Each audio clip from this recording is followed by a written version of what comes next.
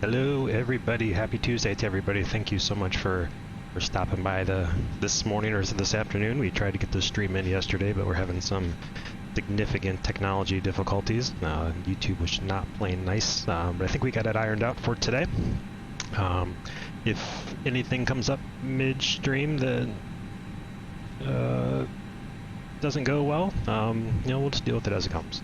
So, we are sitting in Dallas, Fort Worth, in the stunning FS Labs A320 for Prepared. Last couple streams were in X-Plane, and today we're going to do something a little bit different, hop back over into Prepared and take a look at a couple of the functions of the FS Labs ATSU as part of avionics, so I'm pretty excited to do that. A couple things, I've been messing with the sound. In X-Plane I got it all ironed out, everything works really nicely, but for some reason in P3d I cannot get my main sound to come through my headset. It's linked to the Parker, the reverb effect. Okay, give me 1 second.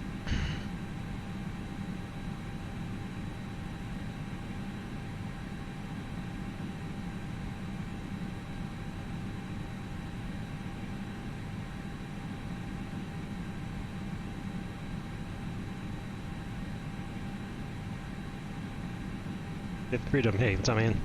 Thanks for stopping by. I know you were disappointed yesterday.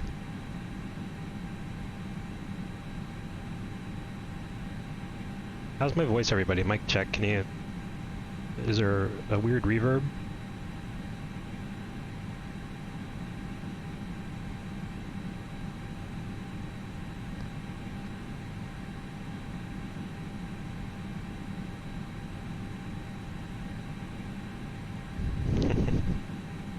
Fifth Freedom, do you have P3d or are you just strictly X-Plane?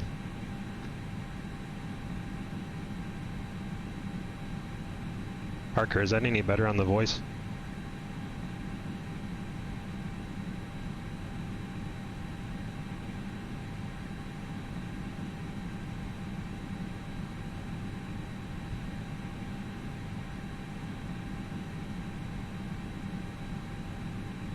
Well, as I was kind of saying with the sound on P3, I get X-Plane to go through the headset perfectly like it should and pick up through OBS. For some reason, P3 does not want to go through my headset, so P3 sounds are going through my speaker on the desktop. Everything else is going through my headset.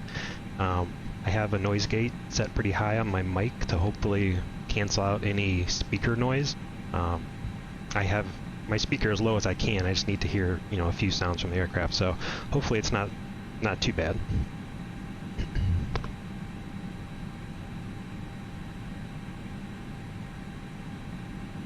Parker, no, I'm not on Discord or any other voice software right now. I haven't even connected to VATSIM yet.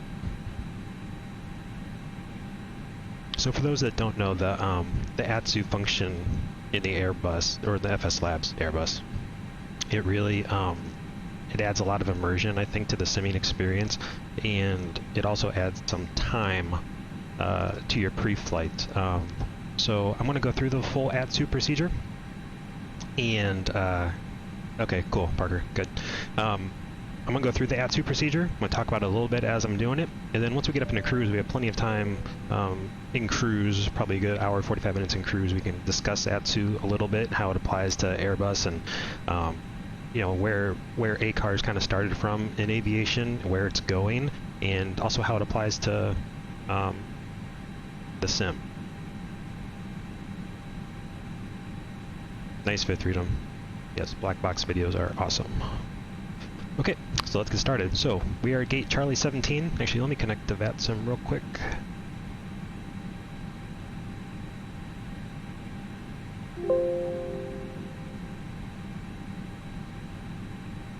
Cool, we are connected. Got a few guys from the VA joining us on the flight today. Parker and Paul.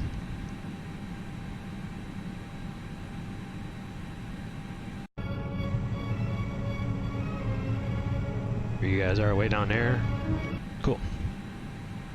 So we were sitting at Charlie 17. The airplane was brought in last night from another crew. They did a great job. We're sitting on ground power.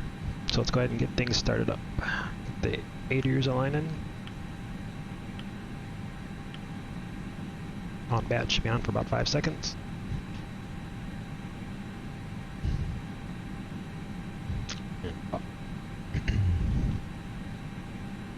Overhead looks good.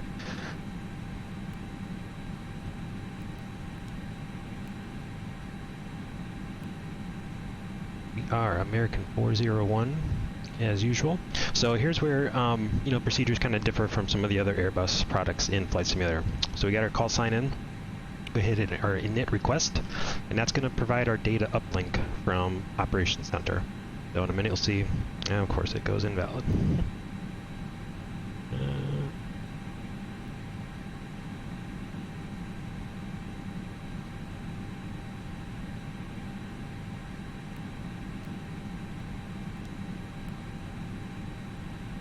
Try it this way.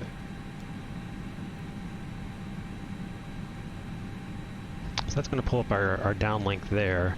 I may have not saved a file properly, but generally you're going to put your call sign in, hit init request, and it's going to pull up the company data.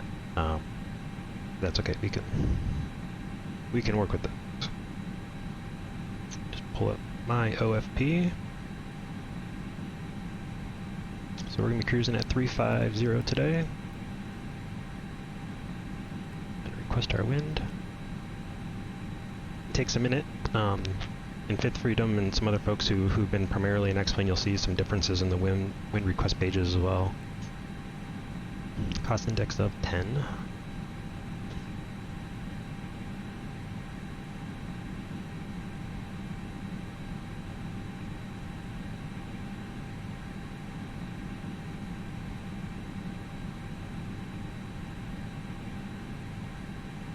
Top client temp is going to be minus 43 today.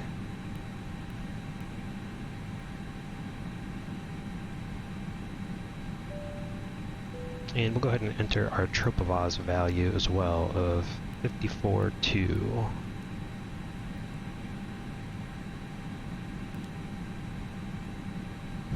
So go into init B. Now we'll start ATSU. Go over to the FO's McDo. Go to the AOC menu. And here is the AOC menu within ATSU. It's already pulled up this information for us. We're going to type in our flight number. And our ETE is our estimated time en route, or just our air time, which is 2 hours and 16 minutes. We're going to, we can put our crew details in. I'll be the captain. You guys can be the first officer.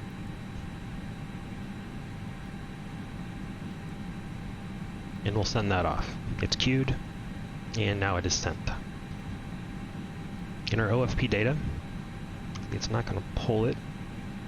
We can go ahead and enter. Normally this is pre-populated, but for some reason my flight plan downlink did not work.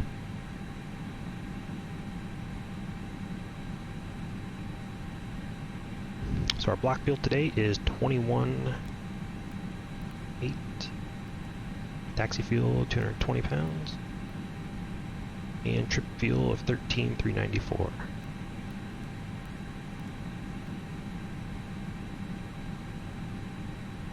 Plane zero fuel weight 137.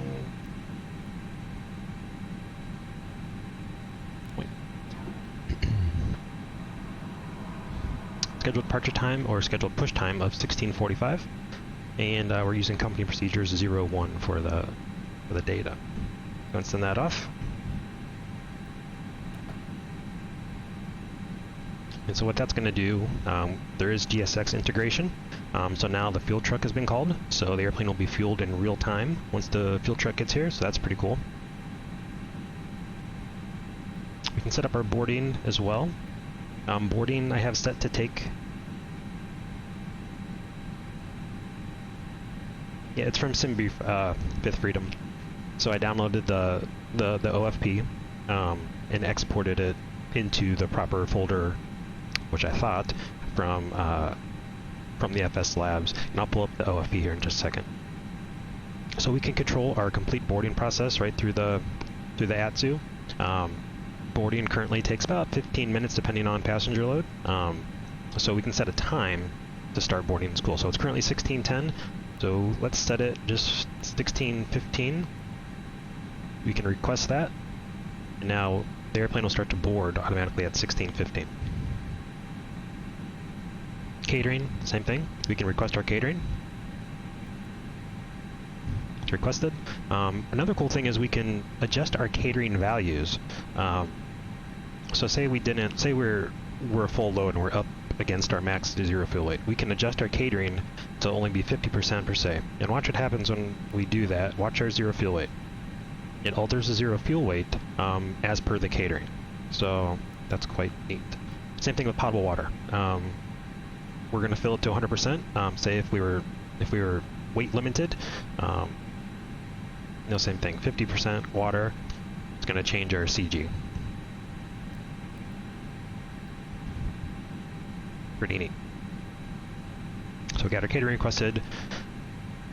Boarding is requested.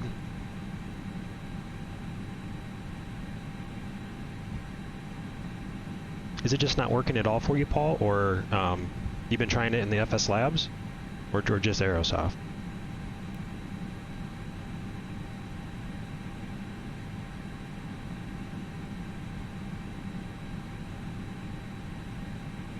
One other very, very neat function of the ATSU is being able to communicate with ATC. Okay. And currently, in the United States, we can receive PDCs from ATC, but it's just via text message. It's not a real data link.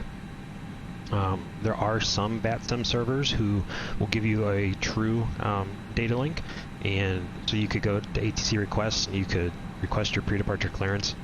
You'd fill out the form and send it off, and they would ping you back. I haven't come across any. Gotcha, Paul. Yeah, I'm not sure. I don't have or fly any of those other aircraft. I know this latest update from FS Labs, it really works well. I'm not sure on those other things. I've never tried just the default refueling from GSX. So there are a few VATSIM centers that provide actual data link PDCs, and you can find those out if they're online. Go to the ATC COM menu, go back to ATSU menu, COM menu, and VHF data mode. Oh. ATC online list, actually. And these are the two currently stations that are online that can provide real downlink PDC clearances. So that's pretty neat.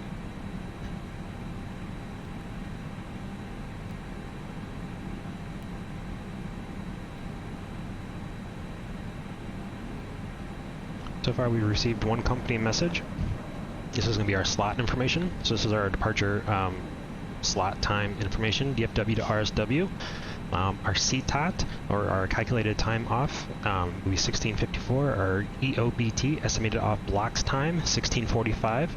There are currently no delays. There's no delay code here. And they're estimating our taxi time will be 9 minutes. So we can just go back out of that. So let's check, make sure we're getting some gas. And we are. It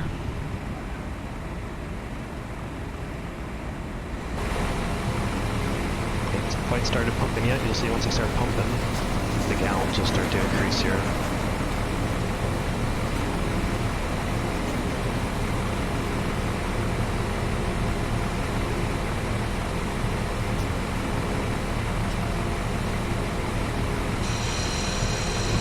And there we go. And the aircraft is currently being fueled. You can see the gallons increasing here. Go check our ECAM. We are currently refueling, and we can see the pounds increasing here. So we are refueling.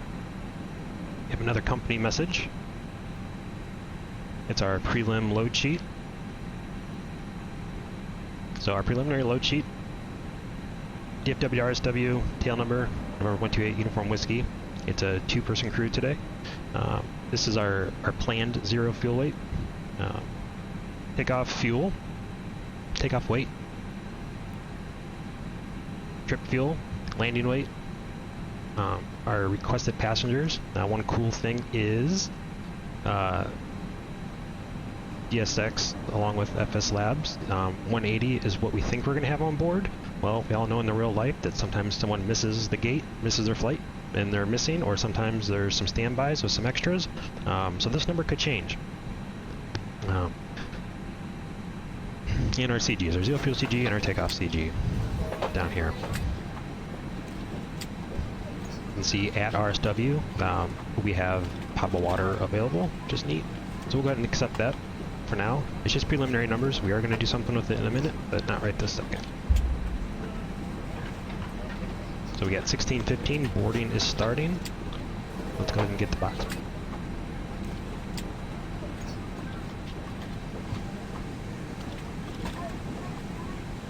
Plan 17 right for departure. March 2 today. In Zala transition. Insert that. Looks good. Clear that disco. Charleston, Patso, Redfin, Blevins, Buns, Baca, Cigar, Gawks, Bags. This is going to take us out over the Gulf of Mexico today. And Tiny is our first waypoint or the arrival, I'm sorry. We're going to plan Nihilus 06. And we are on the Tiny arrival. There we go. And what transition we got today? It's Bags.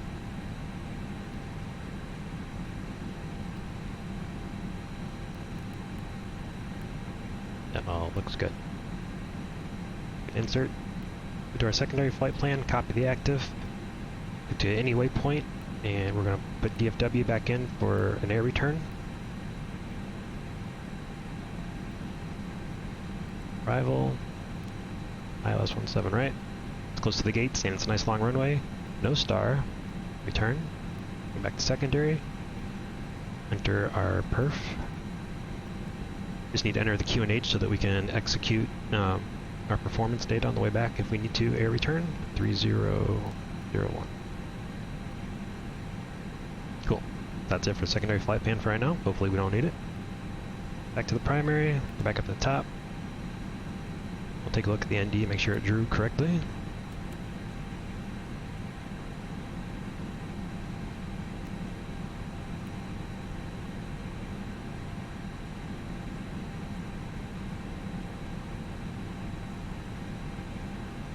So you can see here on 17 right, we're going to be departing down towards the south, and then make a left-hand turn to the east.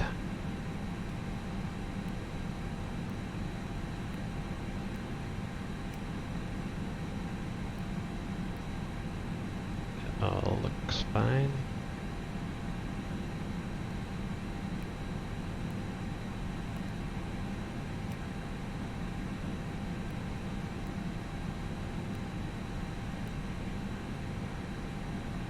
Actually,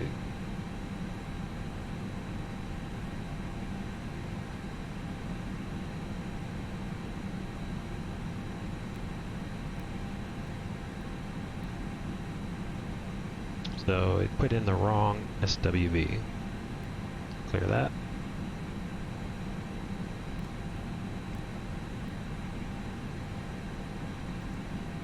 There we go. Felt better.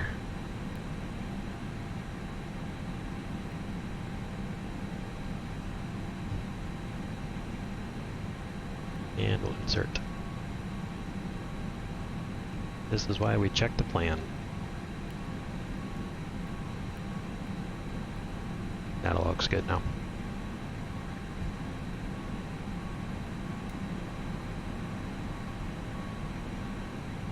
Cool, so we got passengers board, we're getting fuel, loading baggage. Catering is done, doors are closed automatically. We are well on our way. Welcome on board. Please place your large bags into the overhead locker, That's wheels Norman. first, and keep your small items under the seat in front of you. These include laptops, handbags, duty-free and loose items of clothing. Once you have safely stowed your cabin bag, please take your seat. To help us ensure a prompt departure, we would kindly ask that you keep the aisle clear, enabling all remaining customers to board. As we are currently refueling, please ensure that your seatbelt remains unfastened until the seatbelt sign is turned on.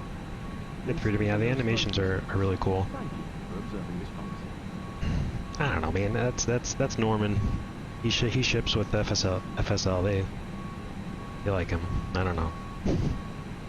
I have the American Airlines cabin pack, and sometimes it works, sometimes it doesn't. We'll see if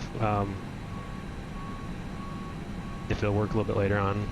I'm not running the very latest update of P3d, the hot fix, so I don't know if that has anything to do with it, but for now we get Norman. Let's take a look at the weather for Dallas right now. Currently, winds are out of the south at 12, gusting to 20. Sky conditions look pretty clear. 29 on temperature and 3001 on the altimeter.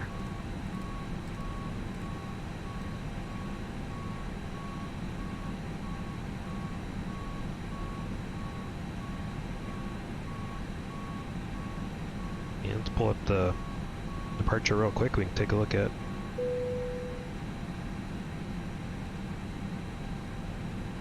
You can see here, here's 17 right. We're going to depart to the south, direct to Trex. We have a restriction of 240 knots and above 5,000. That'll be no problem. Then a left turn east, straight out through Zala. So it's a pretty straightforward, easy RNAV procedure. Top altitude is going to be 10,000. So we can go and dial that in.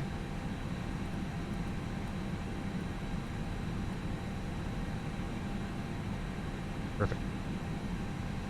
So refueling is taking place. We are boarding. We're looking good. Catering is done. Flight plane is entered. Secondary is entered. We're just going to wait on some performance information. Another cool thing about the ATSU is we can pull up weather information right from the FMS. You can just hit the METAR button, and it will send us a company message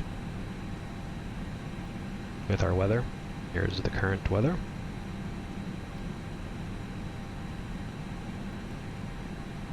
It's saying our fuel report is missing.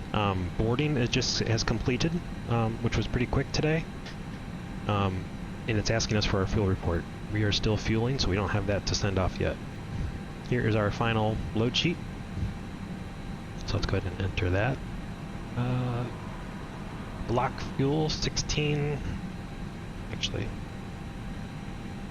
let's.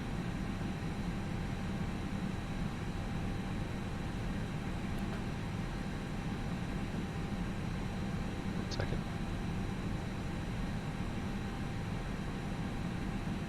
OFP block fuel today is going to be 21, so we can enter that.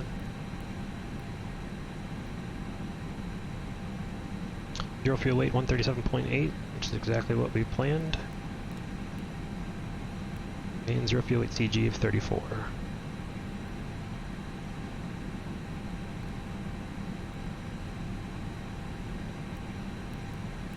Final reserve time fuel is going to be 45 minutes of flying time.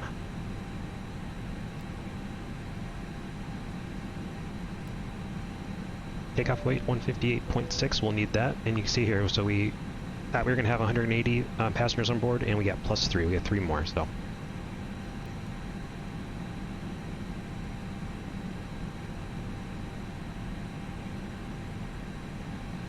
Sorry, let me get rid of the flight plan so you can see what I'm doing. Sorry, guys.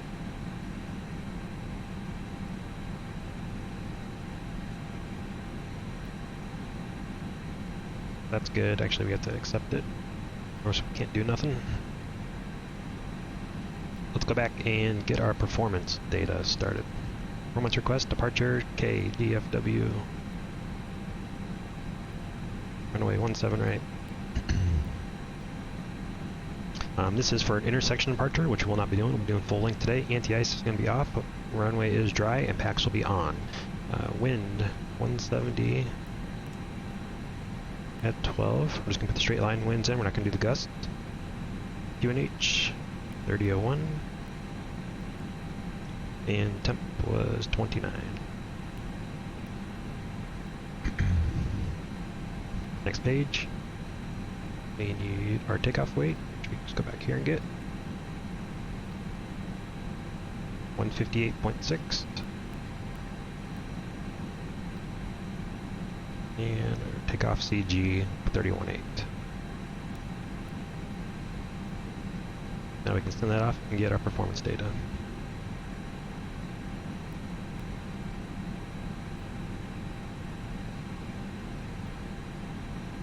Still waiting on the fueler. We were taking on quite a bit of gas today. Just got about 1,500 pounds left to go.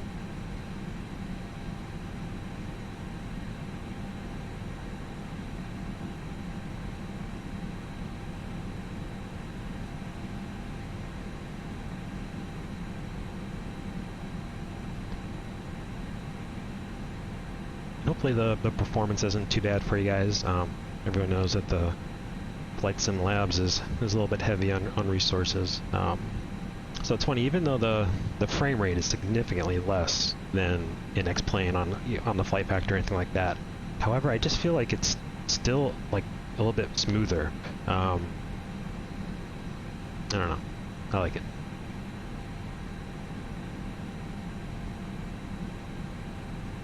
So we're just waiting on the fueler to get done.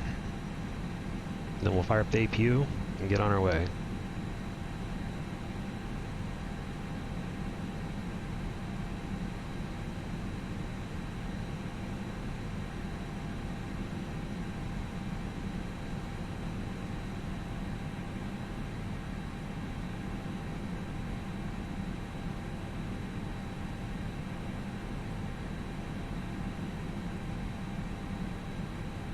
So we got our company message. Our performance data is in.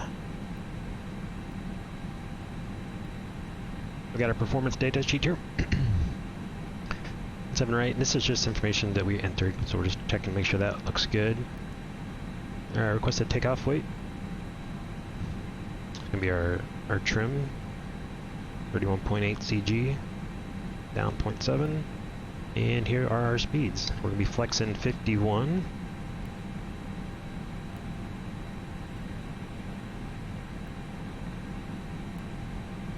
Lap 1. Speeds 46, 58, 59.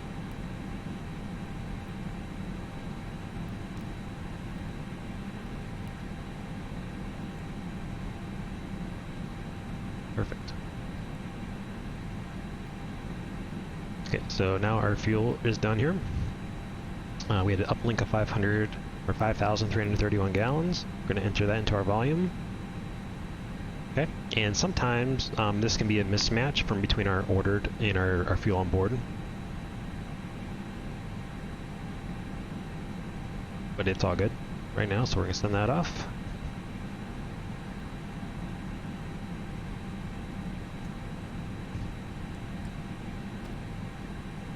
And that is it for our pre-flight procedures over there. We're going to leave this up here. This gives us some time information that I like. We're done fueling. Pumps can come on now. Seatbelt sign is on. The APU fired up.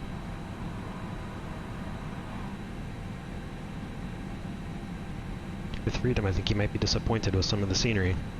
We don't have Fork Boy over here.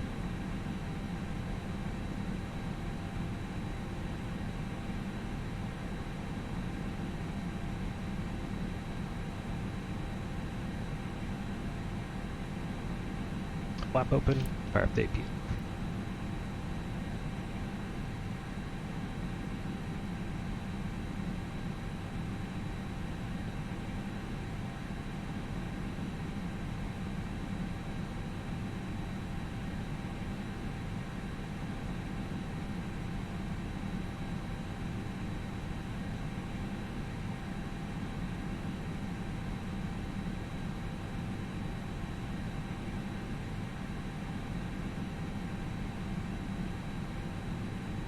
Sounds good, Paul. I'll be ready to push here in just a minute. We're gonna run some checklists and we'll be out here.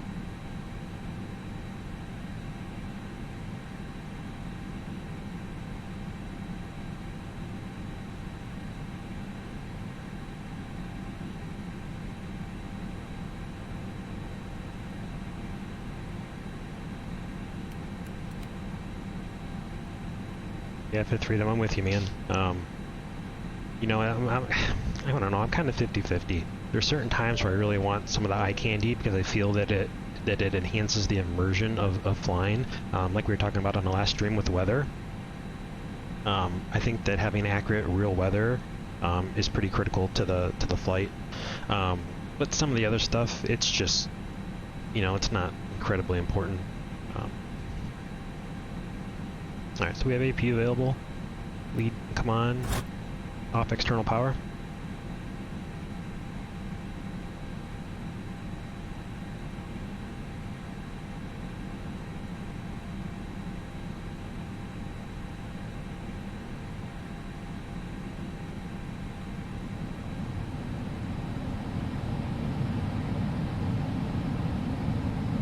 One second, pull up the checklist. Okay, before start checklist of the line. Cockpit prep has been completed. Gear pins and covers are removed and stowed. Signs are on and on. Nadirs are nav. And fuel quantity, 20.8 required, 21 on board. Takeoff data is set. Barrows 3001 set 1, 2, and 3 times. Before takeoff, before start to the line.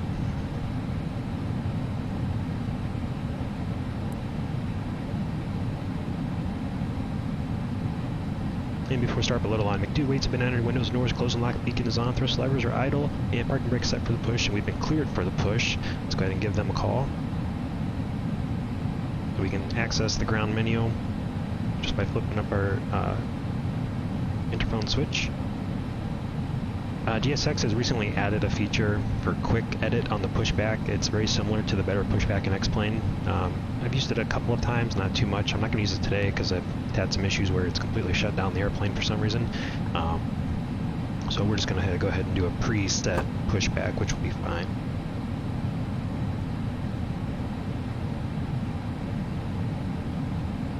And we're going to go left, we're going to face north.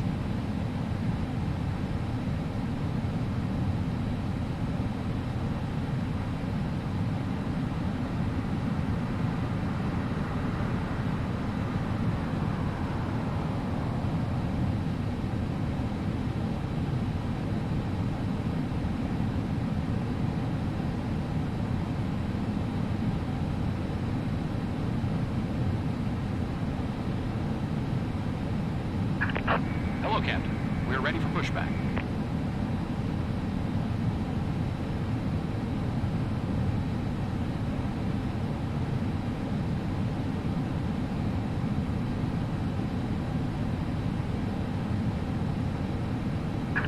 Locking gear.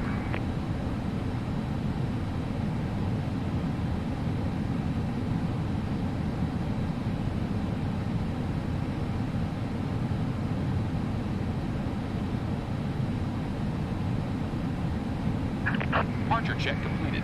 Bypass pin inserted. Release parking brakes. Brake release, clear push. All engines clear. Start at will.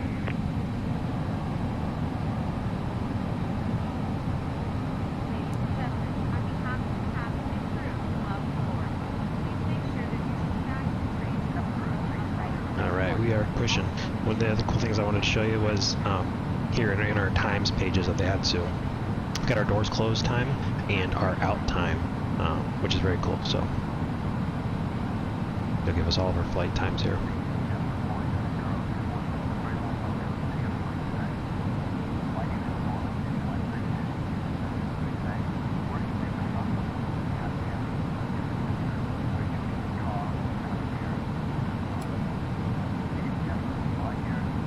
Leak pressure is coming up.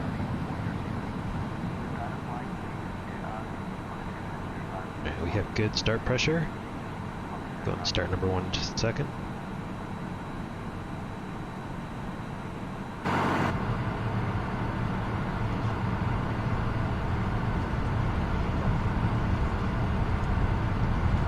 Ladies and gentlemen, we now ask for your attention while we take you through the safety procedures on this aircraft.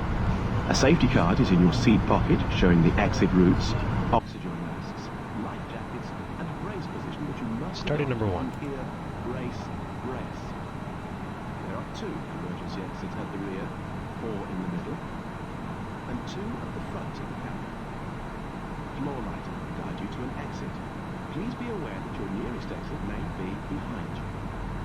In an emergency, leave all cabin baggage on board. Your seatbelt is fastened, adjusted, and released as shown. It must be fastened when the seatbelt signs are on. We recommend that you keep it fastened at all times. If the air supply fails, masks will drop from above. Pull a mask towards you to start the oxygen. Put the mask over your nose and mouth. Hold in place with the strap.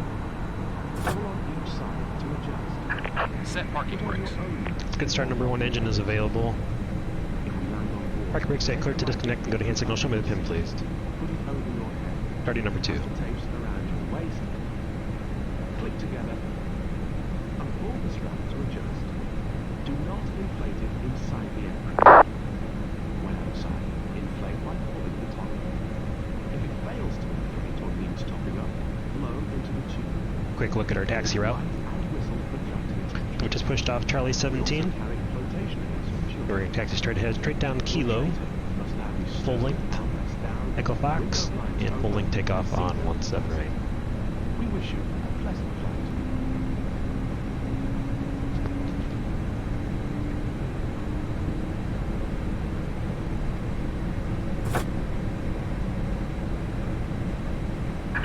Unlocking gear.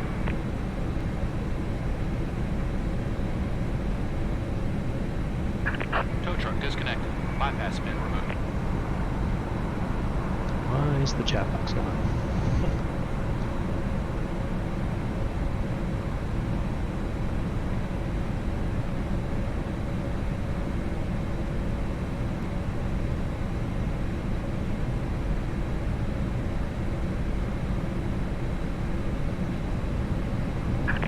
Left is clear.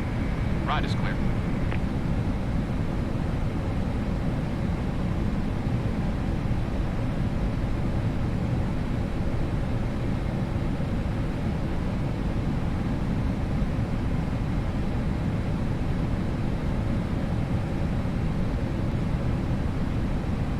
Well, guys, sorry, for some reason the chat box just went dead. But that's YouTube is doing its thing.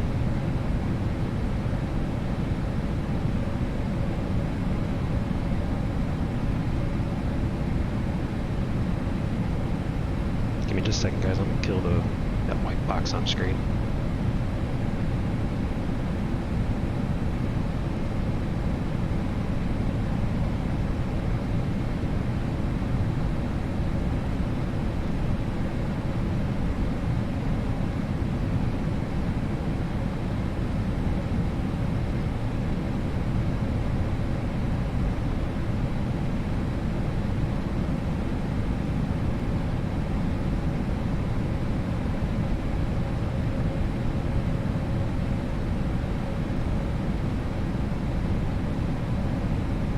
There we go. I can still see all your chat. It won't be on the stream screen. Sorry about that. So we got a good start number 2. Leads can come off, AP can come down. Flaps 1. Spoilers are armed. And ground equipment is clear. We're around the after start checklist.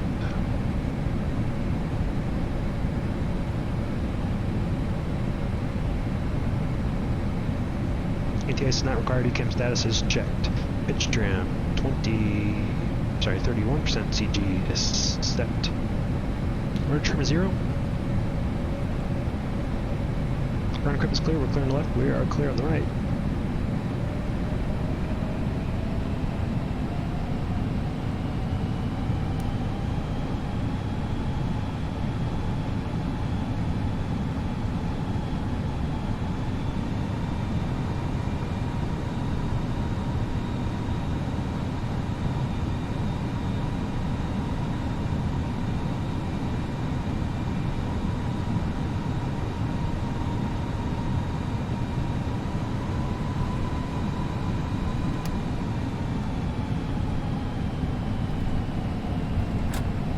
Brake check, pressure 0.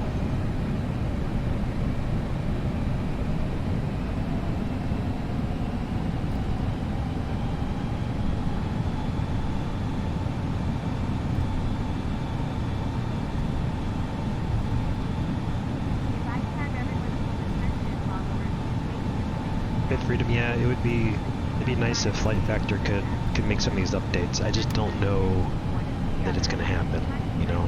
I don't know what their stance is on development. Certainly you can't ask them.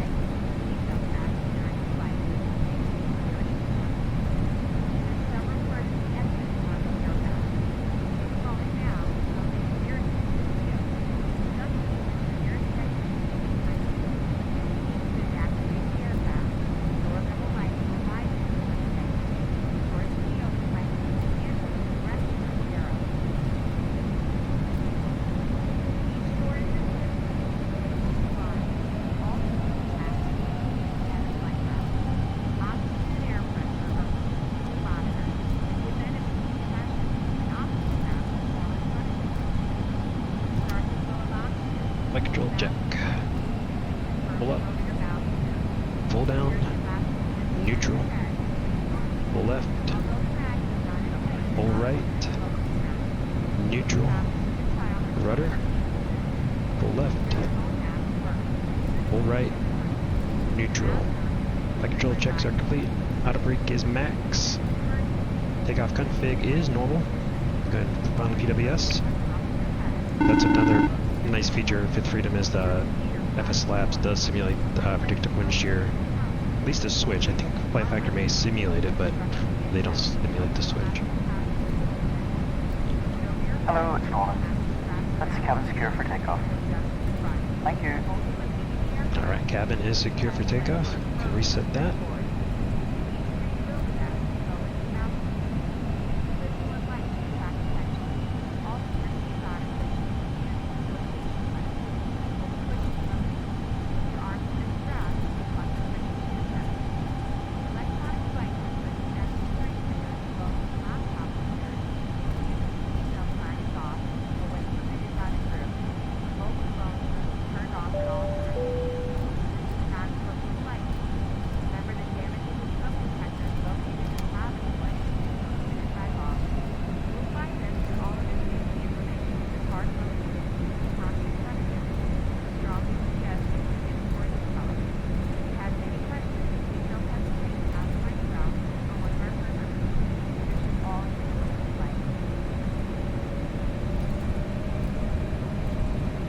Biggest pet peeve in X-Plane 11. I don't know, man. I really like X-Plane. You know, I've been on X-Plane pretty much exclusively for the last 3 months or so. I actually only popped into P3d the last week because I wanted to do this stream. But other than that, I've been on X-Plane pretty much all the time.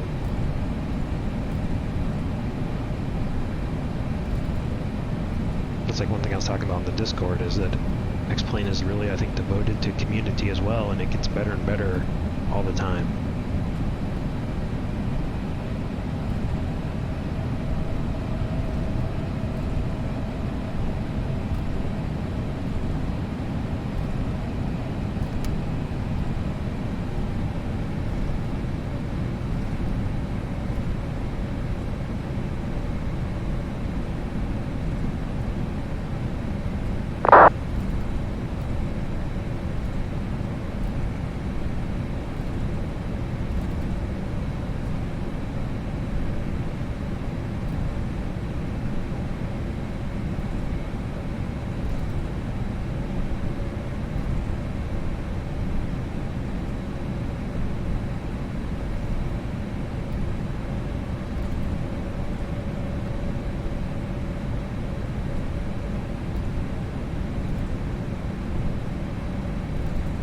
Good flight, Paul. What altitude are you flying at, Paul? I'm at 350. Okay, before takeoff, checklist to line. Flight controls are checked, flight instruments are set, briefing has been confirmed. Flap is 1+F. Speeds 146, 159 on the glass. I see it. ATC has said EK memo, takeoff all green.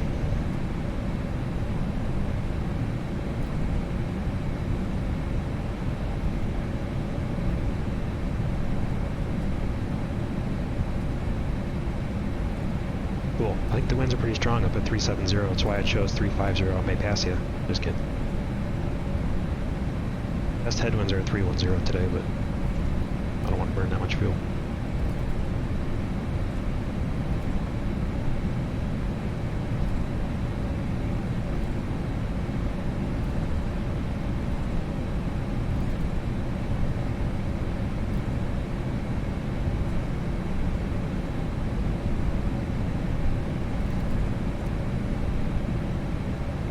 weather en route looks pretty good today. No major precipitation I think we'll have to deal with.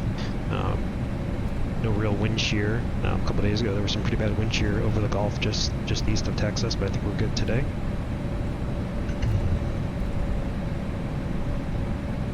Before takeoff checklist below the line, please. Takeoff runway 17 right, a seat in the box, and a seat up front here.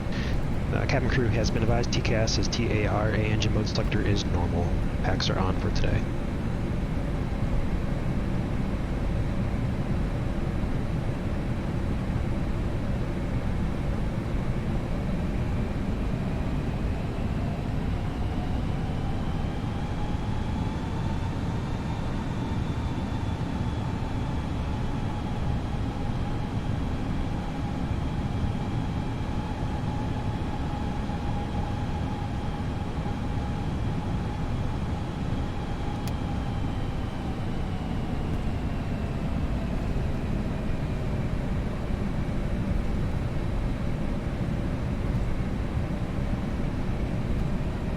Haha, Fifth Freedom.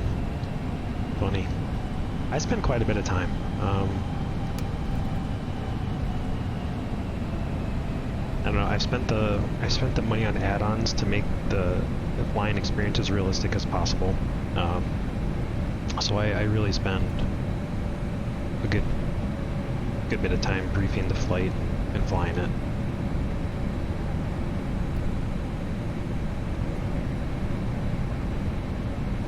Okay, we've been cleared for takeoff. Lights can come on.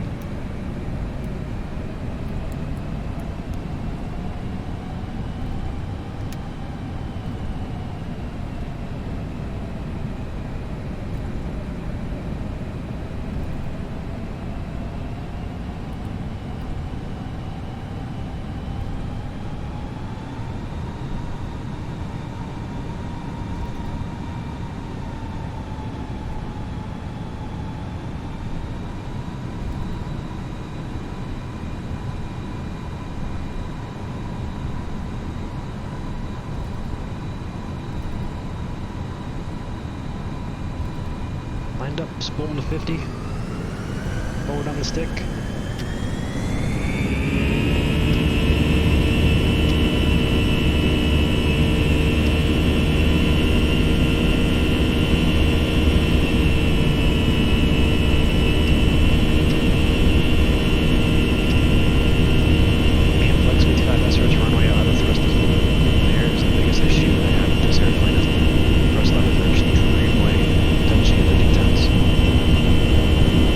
V1.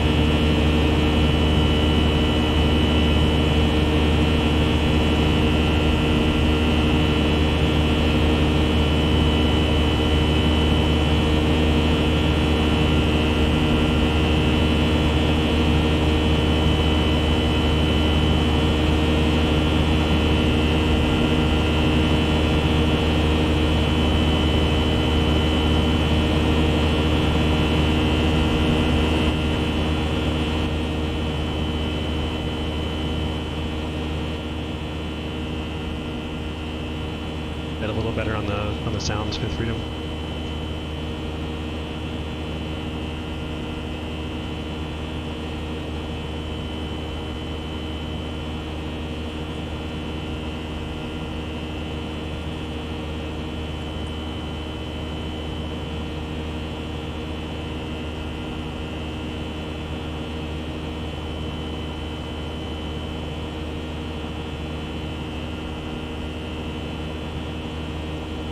Sorry about that, guys.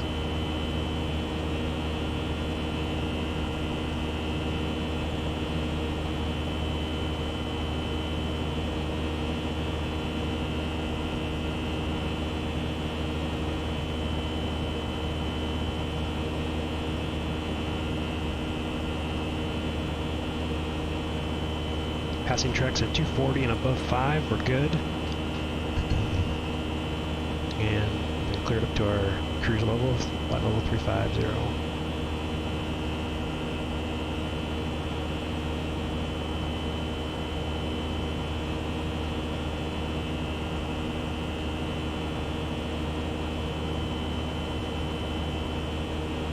Yeah, I didn't think about that, Paul and Parker. I'm sure that is confusing.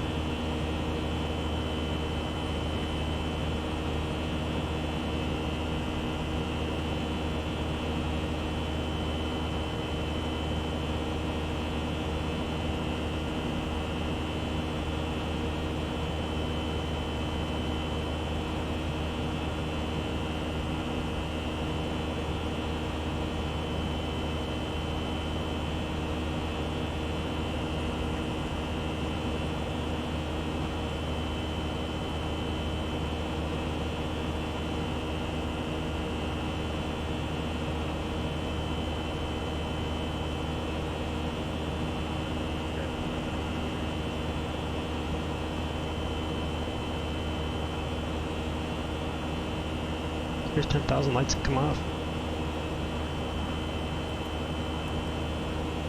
And we'll let the cabin know we're above 10.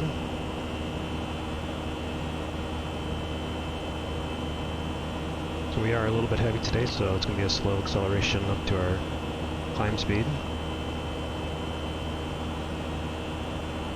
Mach 0.77.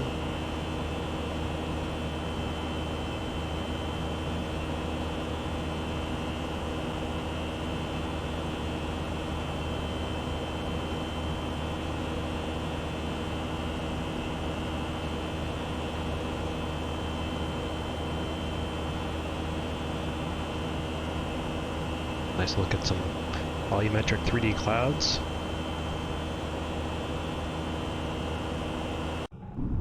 Ladies and gentlemen, please keep your seatbelt fastened while the seatbelt sign is on. We recommend that you keep your seatbelt fastened whenever you are seated.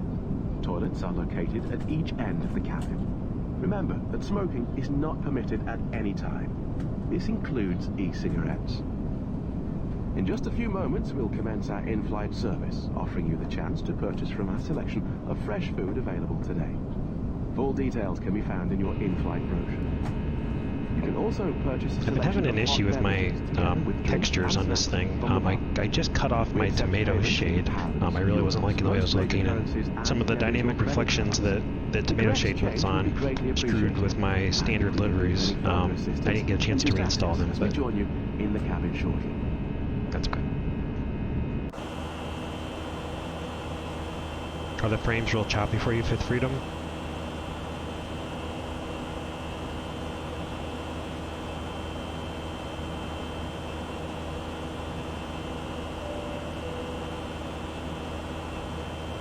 DJ Aviator, thanks for subscribing. I really appreciate it. All your guys' likes and subscribes really help to grow the channel. I really appreciate it, the support.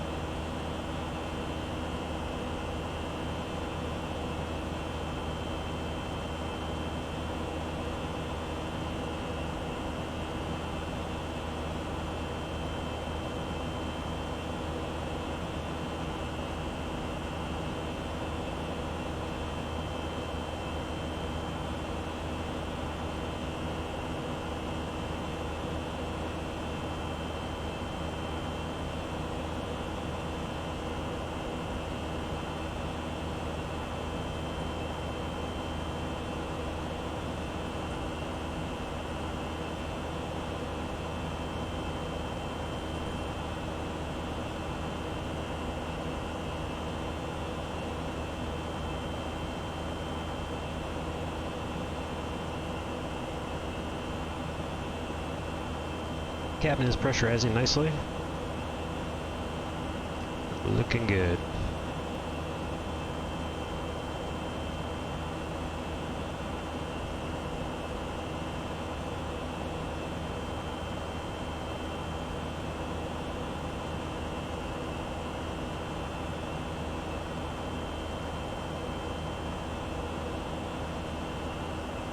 Dougal, what's up, man? Thanks for stopping by. Appreciate it.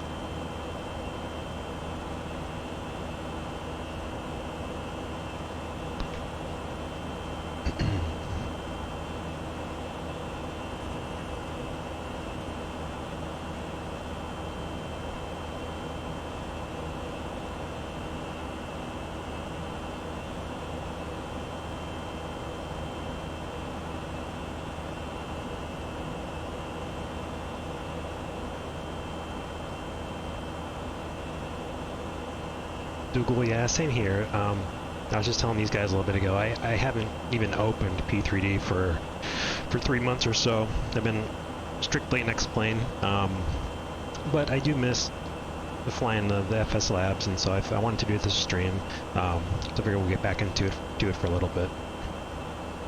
Oh man, FS Labs and X-plane, game over. I don't think it'll ever happen though. There's 18,000, we can set standard.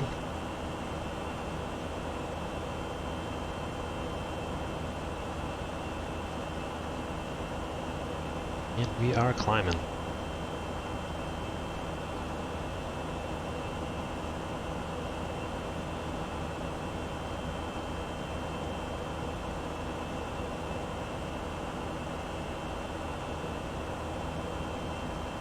I'm using the CFM today, Paul. What are you using? Are you on IAE? It looked like Parker was on IAE as well.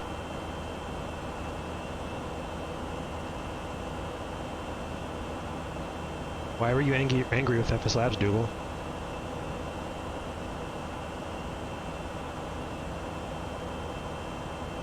What about that whole malware thing?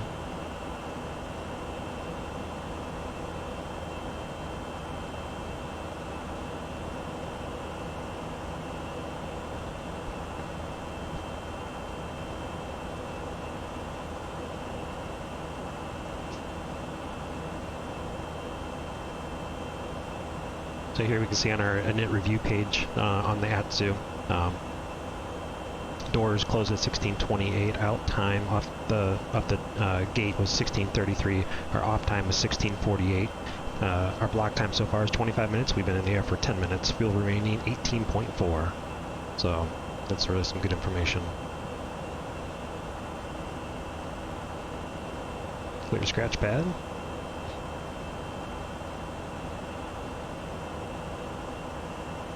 Dougal, yeah, everyone always asks me like how I feel about the malware thing, and I don't know if I have an opinion on it. I don't know. I don't think it affected me really. There was a lot of people that said that their computers were affected in some way. I don't know. I love the add-on so much that I don't know. I wasn't too bothered by it. I'm such an Airbus lover that I couldn't not use the product. So kind of went by the wayside for me.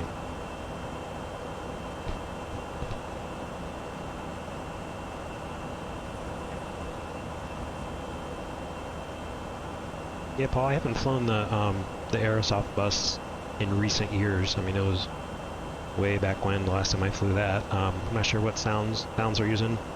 I do like that with each update from FS Labs, the sounds do get a little bit better. I would say they're pretty much BSS quality at this point.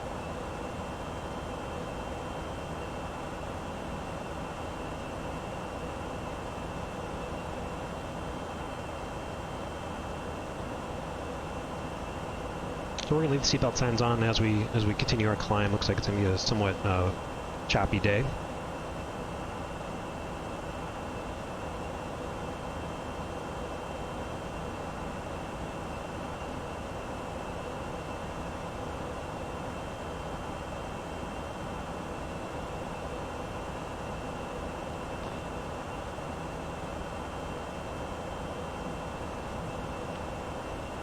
Oh yeah, the price is high, man. It's expensive. after getting the 320 and in the 319 as well, I think I'm into it for 140 bucks or something like that. You know, is what it is. I think you do pay for quality. I would rather pay for...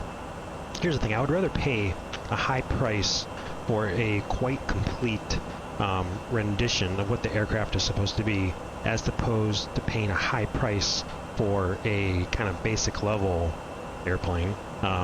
There are some aircraft in X-Plane right now that have a high dollar and a dollar amount and can't do a third of what this airplane can do. And same thing goes for, you know, PMDG. PMDG stuff is expensive now.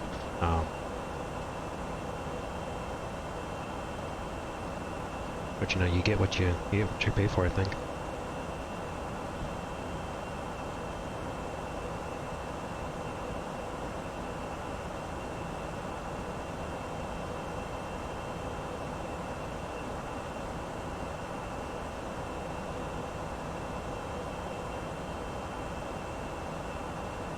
Is that what it costs now? 150? It's crazy. Got it a couple years ago when it first came out, and then the 319 was discounted pretty heavily. You know, and they're working on the 321, and that's going to be another paid upgrade. It'll probably be in the $30 range.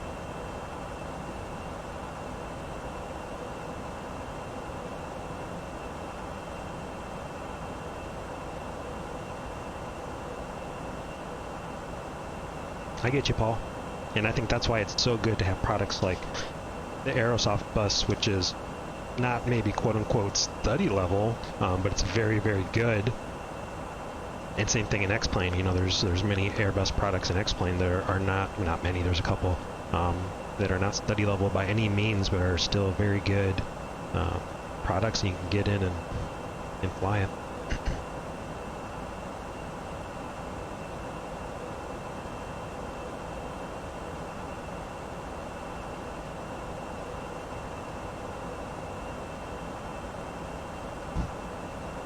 We were talking about on the last stream, Dougal, with PMDG. You know, they kind of got their feet wet with the DC-6, and I thought that it was really well received. I wasn't on X-Plane at all when they did that, but I thought it was pretty well received, and I thought we were going to see some development. Romulus, hey man, thanks for stopping by. P3d convertees. I don't know, for me it was in seek of a more realistic flight model. I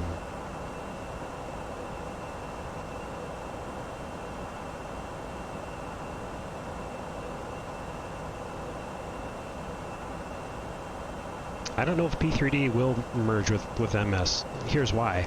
You can see up here in the corner, it says academic license. P3 is not marketed as an entertainment product. It's completely marketed as a quote-unquote training product, and so I think Lockheed will keep it kind of as is. We'll see.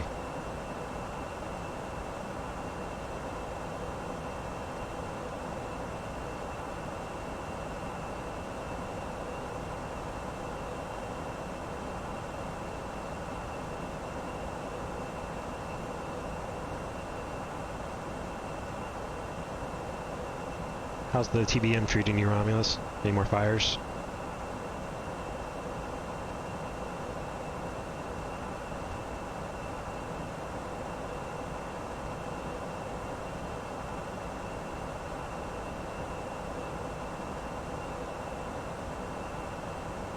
Get him, Fifth Freedom.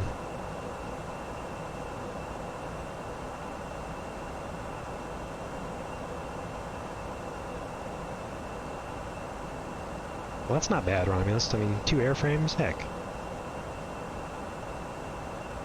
At a cool 4 million apiece. Psh. Pocket change.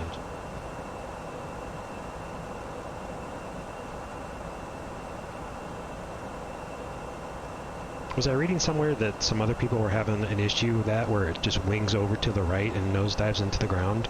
I think Phantom was saying something about it.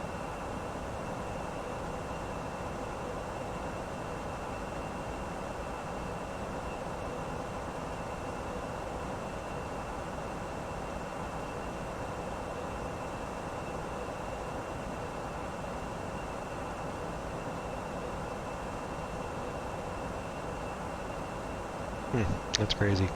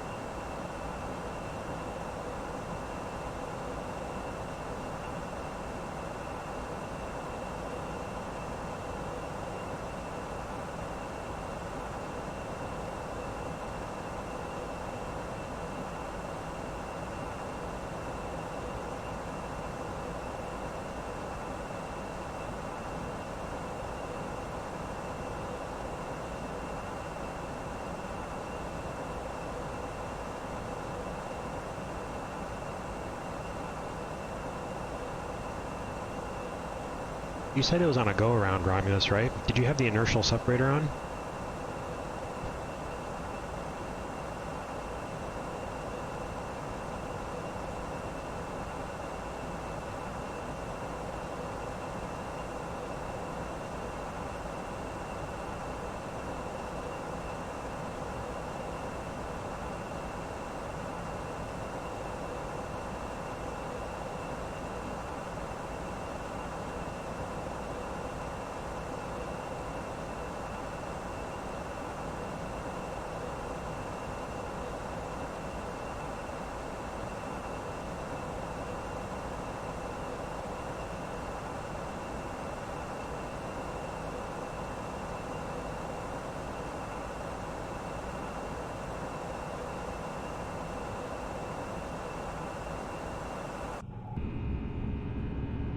Hopefully it's not too loud for you guys. Big up P3d, here's some external.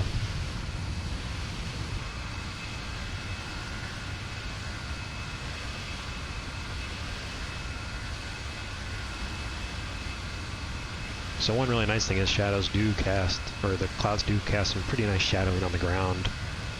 Pretty cool.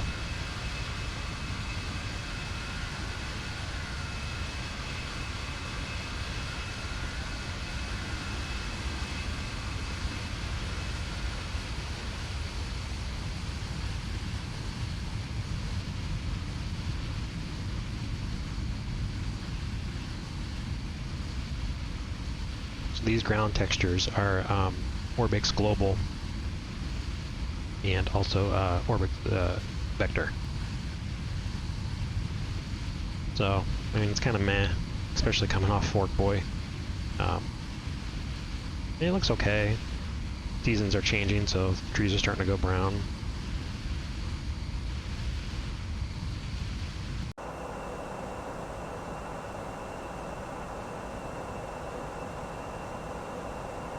I still think the one area that P3d really shines in, one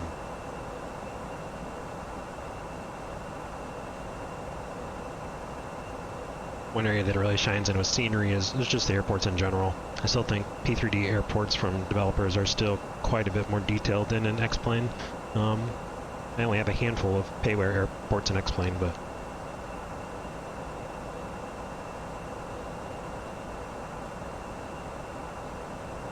oh yeah, it's definitely better than default X-Plane, and way better than default P3d.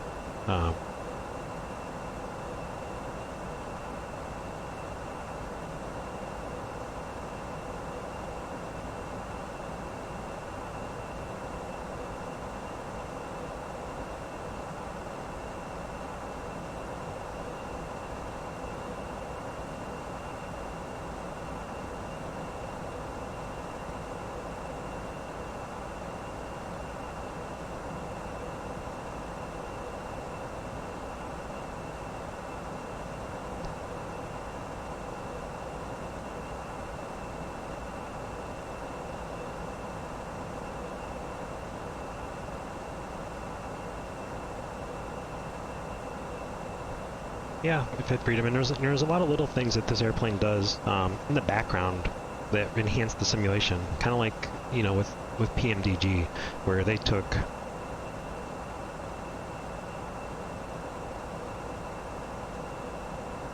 Here, Dougal.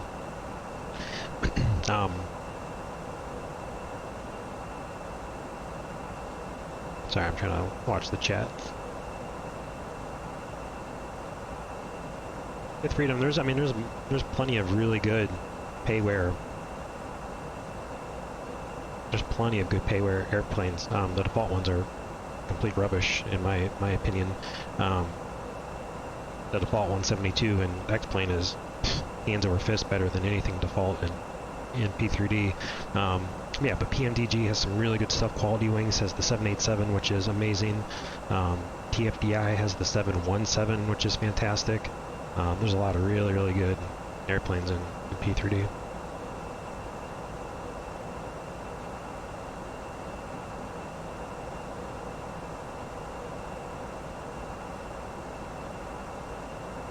I am running Reshade right now on P3d. Been playing around with settings a little bit. I cannot run Reshade in X-Plane. It puts the sim to 5 FPS for some reason. Oh yeah, A2A 172 is fantastic. And the Comanche. It's awesome. Paul, do you have X-Plane at all?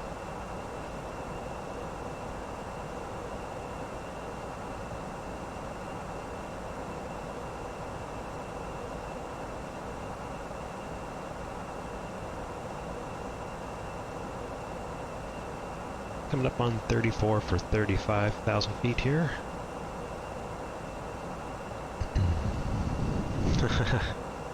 I'm listening to Norman in the back too much, Fifth Freedom.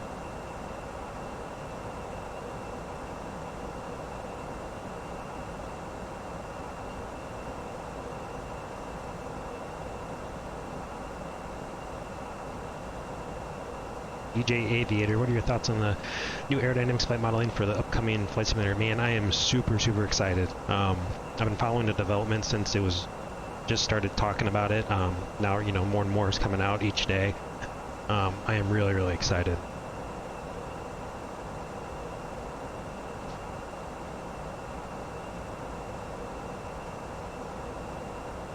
Paul, yeah, I agree. That's one thing, you know, like the TBM for X-Plane has that same sort of thing. I really wish we could have that in all airplanes. I mean, the FS Labs does a pretty good job of it. I mean, you can run your APU oil down, you can run out of crew oxygen, but I really wish we could have that persistent state in a lot more airplanes.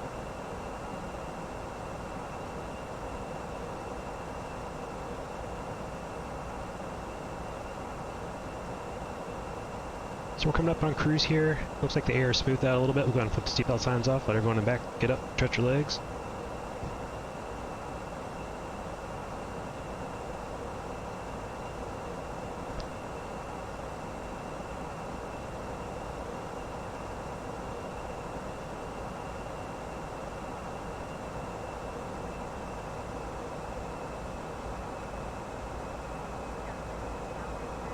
Memphis Center is online, but we're going to be just south of his airspace, I think.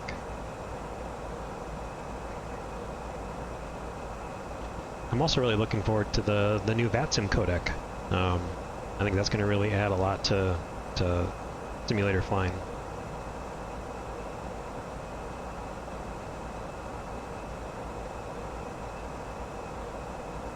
So up a cruise, we'll change our TCAS V mode to all, which it already is. We'll cycle through our pages here and make sure everything's looking good.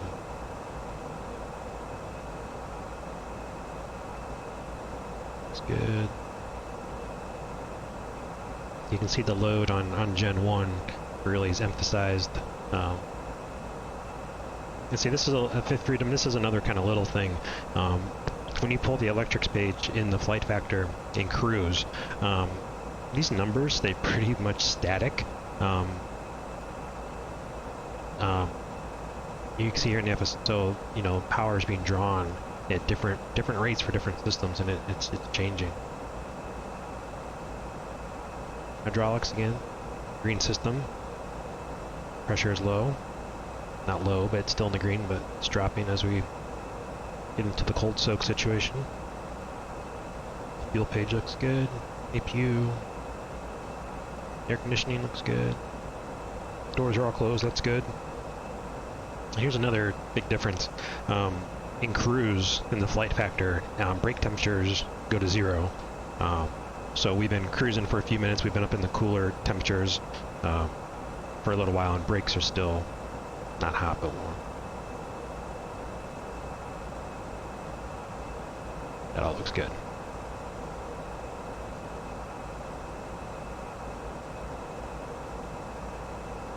I haven't heard the codec firsthand, I've just seen, you know, videos and audio clippets of it. It sounds really, really good.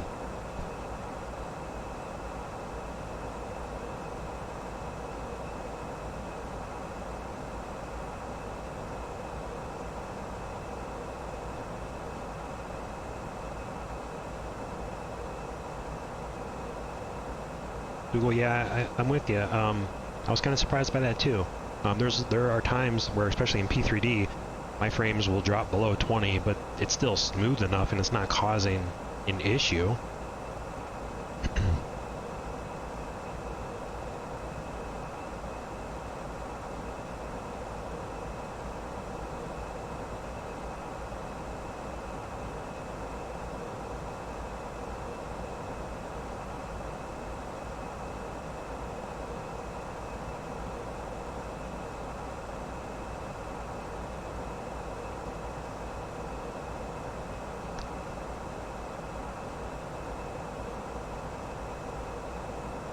Paul, what Dougal is talking about is, so VATSIM has the ability now to monitor, you know, the refresh. Basically, how I understand it, they can monitor the refresh rate of the aircraft on their scopes, and then that will show them an FPS. So in a very busy airspace or in an event situation, in the past there's been problems where you'll have one pilot flying at 60 FPS and another pilot flying at 10, and so things on their scope do not go as how they feel as they should. So now I guess they will have the ability to bump you offline if they see your FPS drop below a certain rate, or if, you know, if your low FPS are causing the controller problems. I'm hoping they don't go absolutely nuts with it, but we'll see. I think the big events, you know, the FNOs and stuff, is really when we're gonna see that come to play.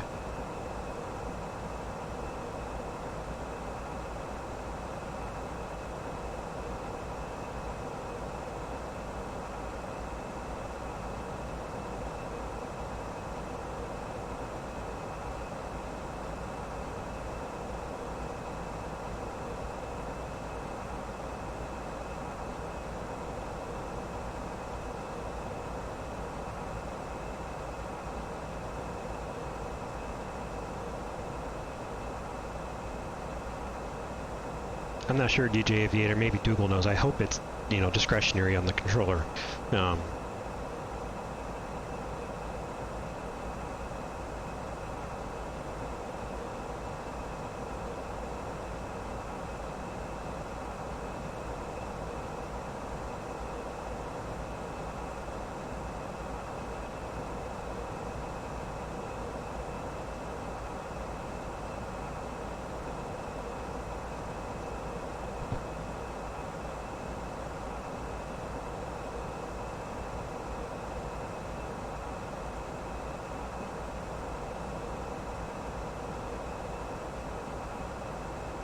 Well, the only reason I hope it's at the discretion of ATC, because you can have a situation like right now. You know, we're flying, we're in cruise, we're good. You know, Houston Center could come on and see, you know, 19 frames for a second and pop us. Now, if we're in a busy event, or something like that, you know, and low frames is causing sequencing problems with ATC, I can see him doing it.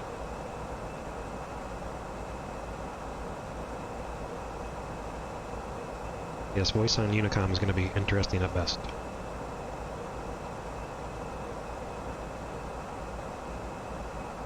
Have a good lunch, Romulus. Be back in a bit.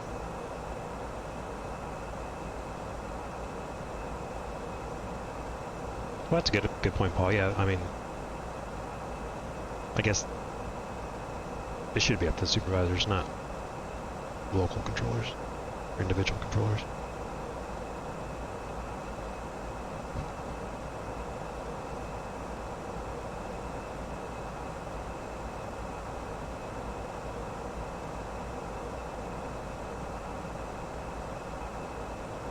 Voice Unicom on Pilot Edge is really good. You know, and with Pilot Edge being a paid subscription service, I guess you kind of weed out the people who are just in it for the game aspect and aren't in it to be a little bit more serious. So, but I've even heard nonsense on the Voice Unicom on Pilot Edge.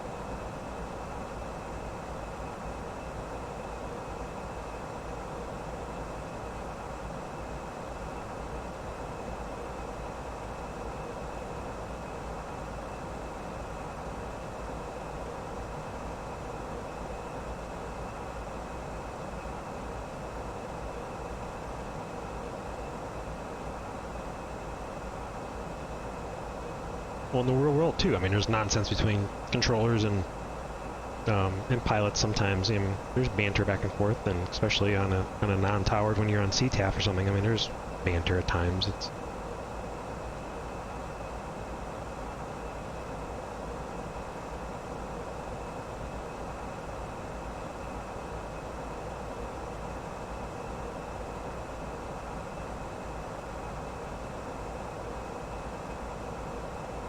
What's the current age restriction on VATSIM?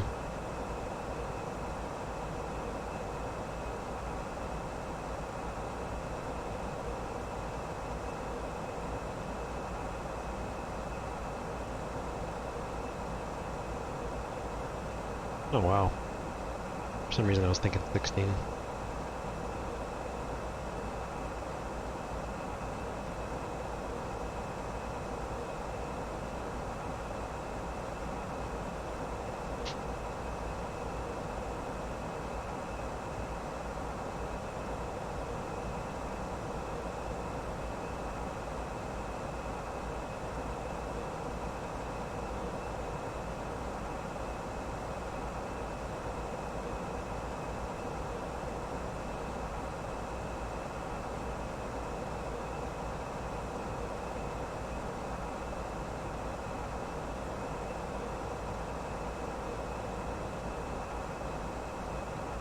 $18 with a credit card off though.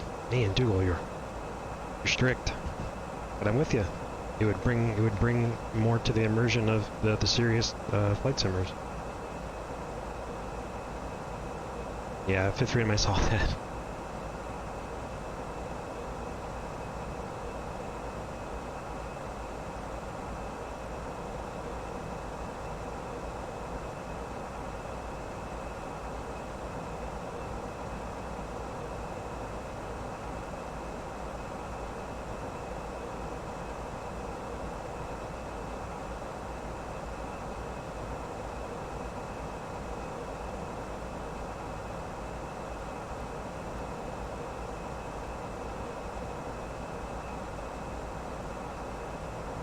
$645.1 miles for me.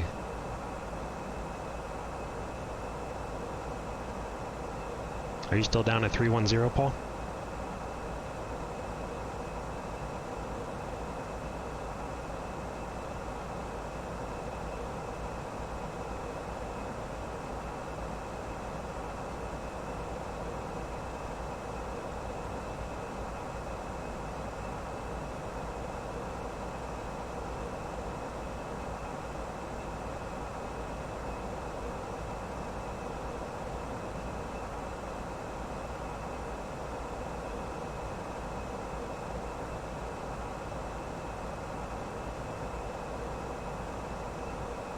With Freedom, no. I think he's now, since retired.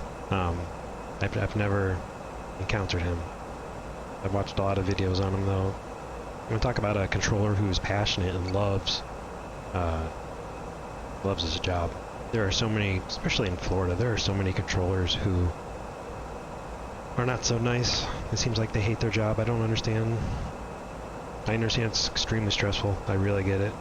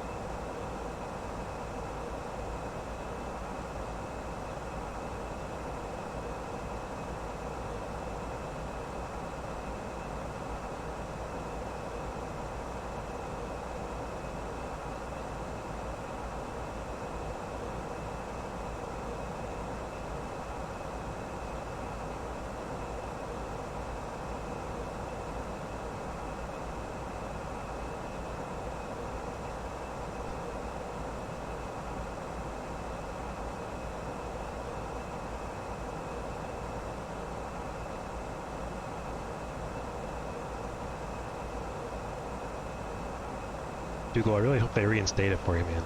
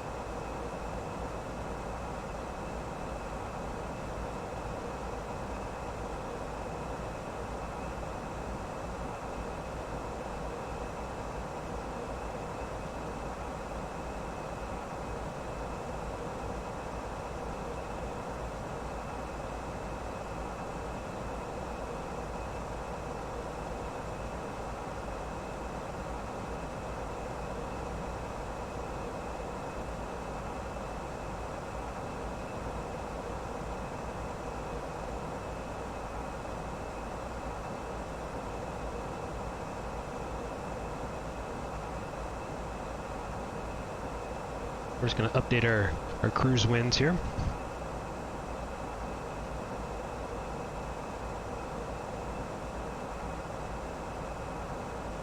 So one really cool thing too about this aircraft is we can choose where we want our wind or our weather data to come from. So we can go back into the actually to the com and our VHF data mode. We can choose if we want weather to come from Hi-Fi or Active Sky. We can choose the NOAA weather server, the VATSIM weather server, or the VEA weather server. So right now I'm on Hi-Fi just because there are sometimes a little bit of discrepancy between the Active Sky METARs and the real world. Well, we can choose our NOAA server, and this is going to pull real world, winds aloft right from NOAA, which is pretty neat.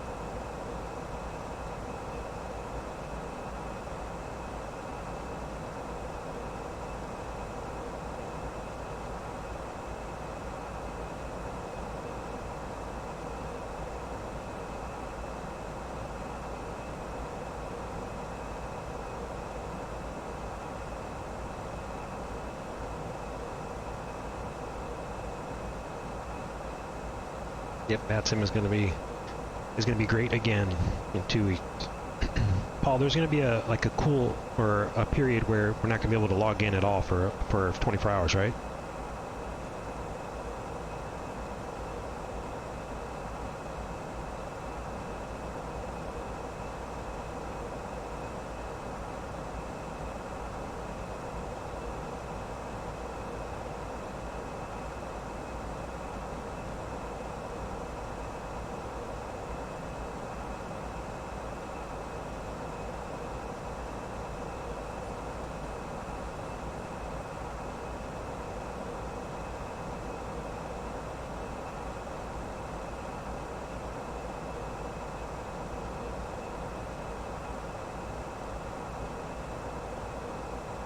Yeah, that's totally understandable. I wonder if we'll be able to file any offline PIREPs. I wonder if Scott has mentioned. Paul, what pilot client are you using?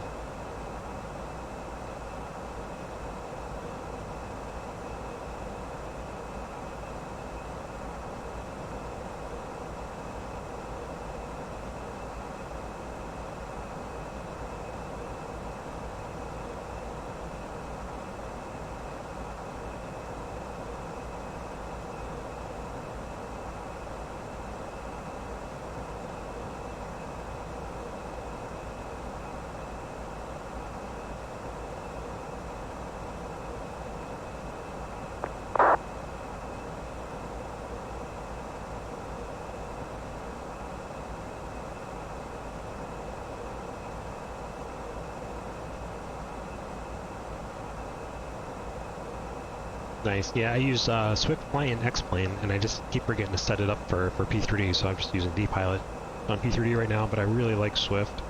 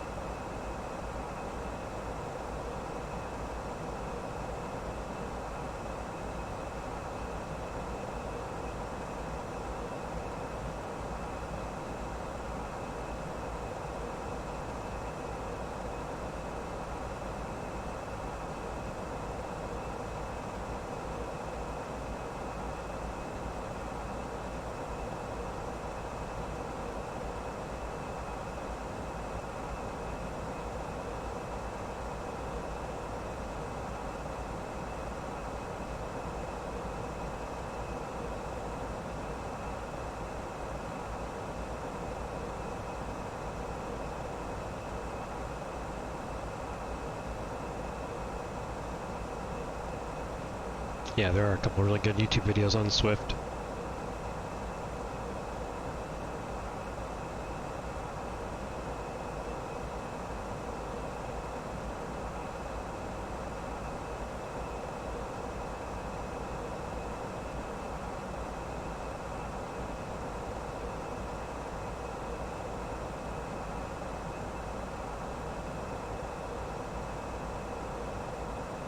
Parker, do you know if any offline PIREPs will be able to be filed for AVA in a couple weeks when the VATSIM servers go down?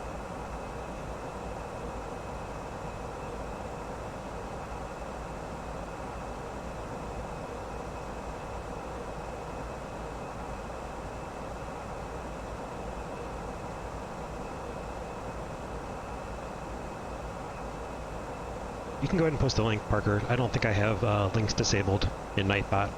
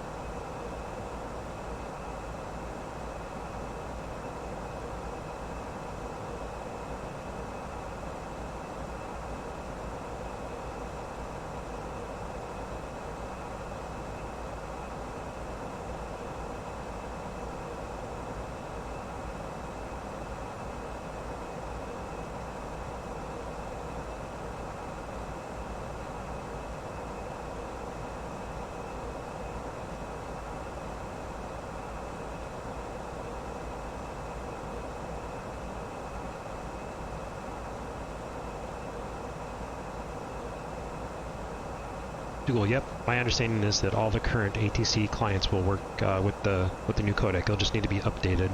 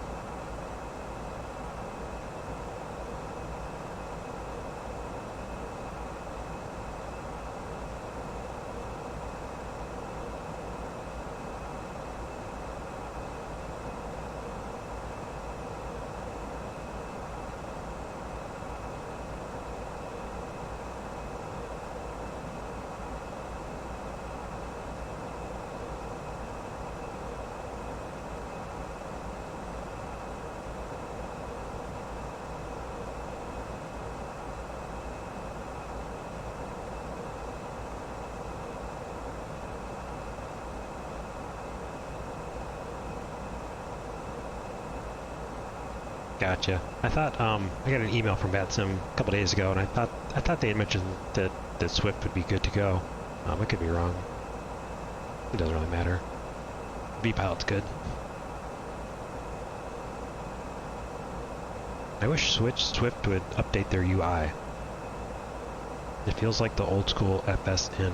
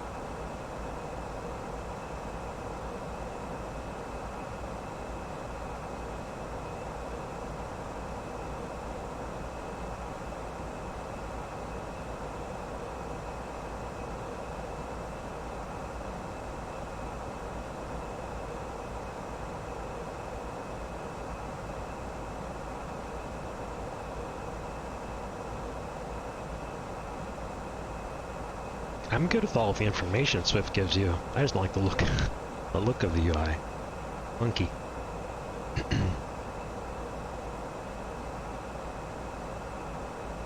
I love the fact that you can pop out the text box and you can have that separate in Swift. Google, yep. Real world weatherman. Provided by Active Sky.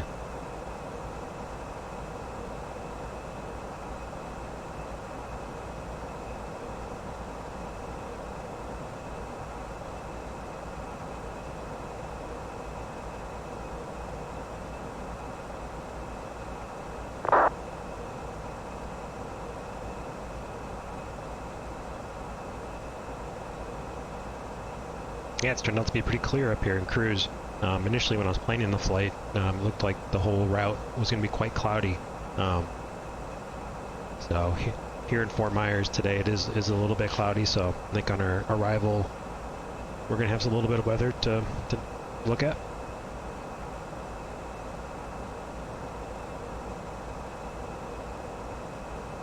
The stream yesterday was supposed to be from Charlotte into Cleveland, Ohio.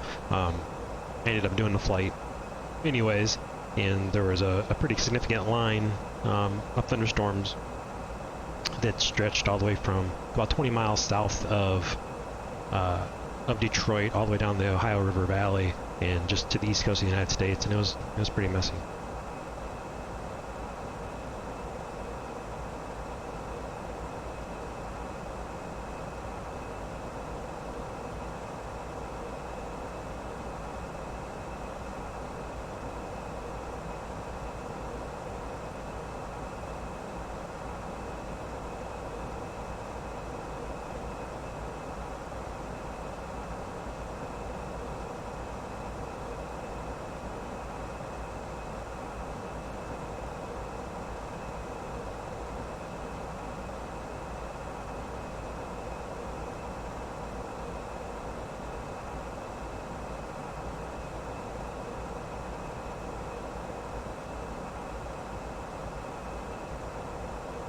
Fifth Freedom, no, it just happens to be how I planned up this time.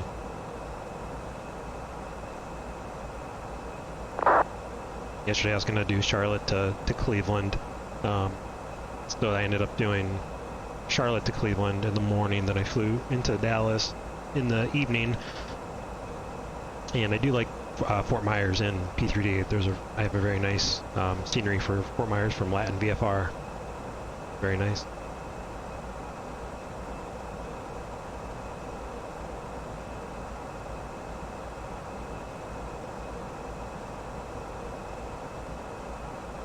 I do live in Fort Myers though, so I'm a little partial to the area.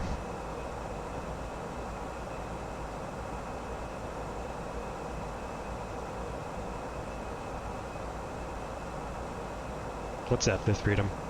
Where I'll be flying in streams?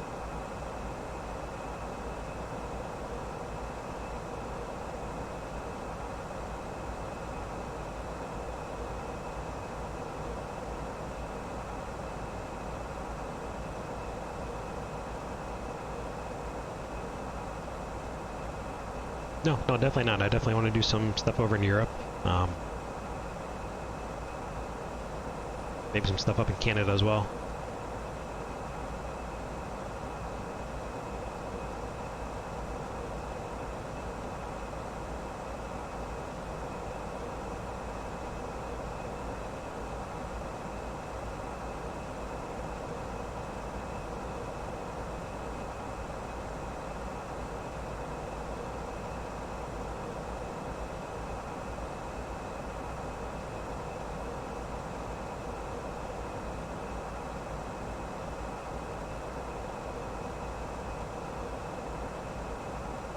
We will definitely do that, Paul. Paul, you live in the States though, right?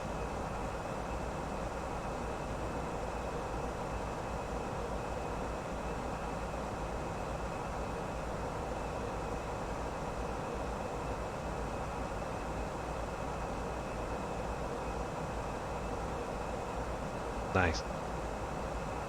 Maybe we'll do, like Dubrovnik to Rome or something like that. That'd be cool.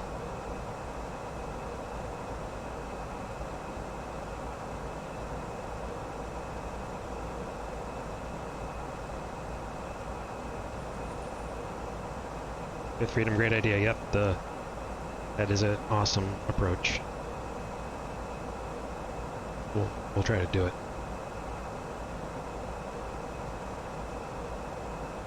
I might try to plan some streams for whenever V1 goes over to Europe. Maybe I'll try to do some piggybacking off that.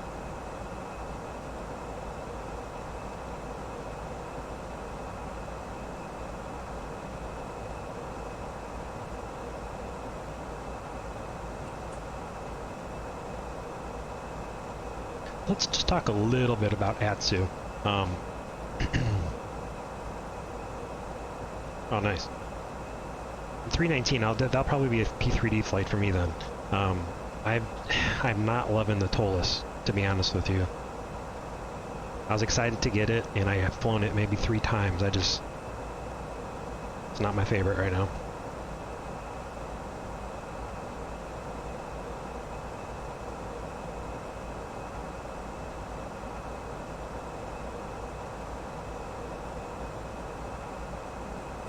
Has anybody heard if Toliss is on schedule for the FMGCS update, or if they're still planning it, or what's going on?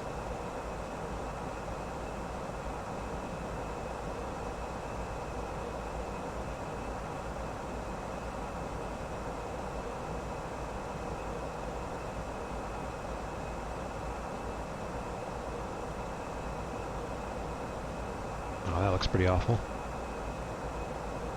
I'm wondering if maybe if I'm behind on an Orbix update. So that usually does not look that horrible. It's nothing in particular, Dougal. It's just, I don't know, coming from the Flight Factor and coming from the FS Labs, there's a few things on the Toliss, kind of like, I don't know, font, for example, some of the symbols that they use. Now, I do know for a fact that Toliss has modeled a slightly older software revision of the Airbus software, so that could be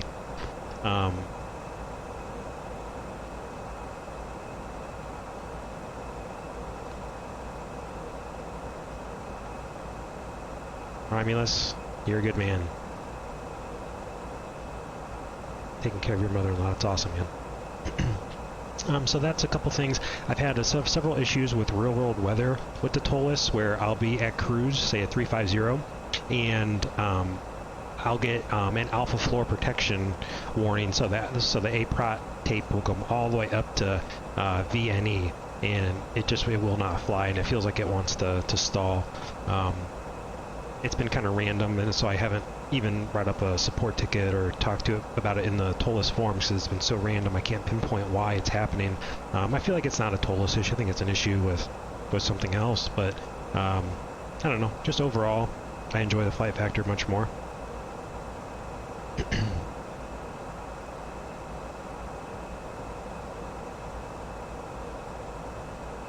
Guys, I will be right back in just 1 minute. Be right back.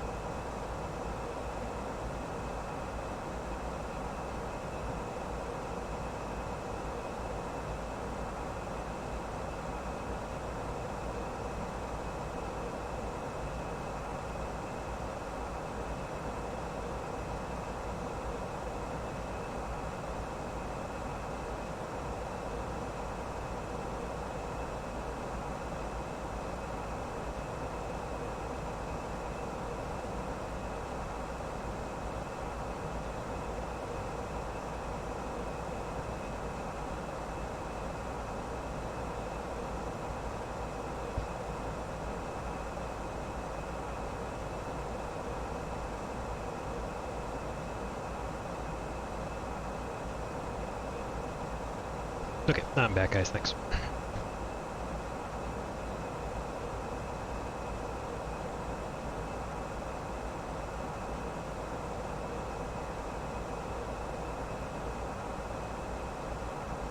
I just catch up on the chat a little bit.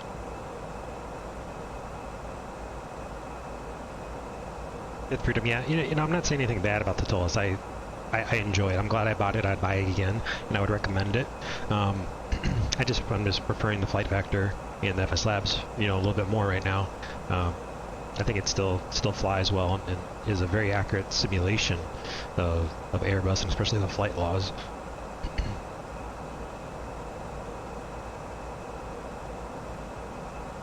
Parker, it could be, like I said, I haven't even really opened, like this is not, let me pop outside.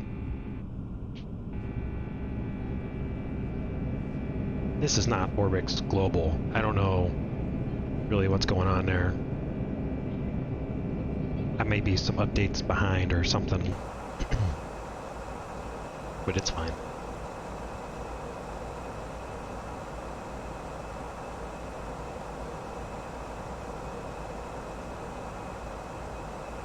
Romulus. Yeah, the Zibo, man.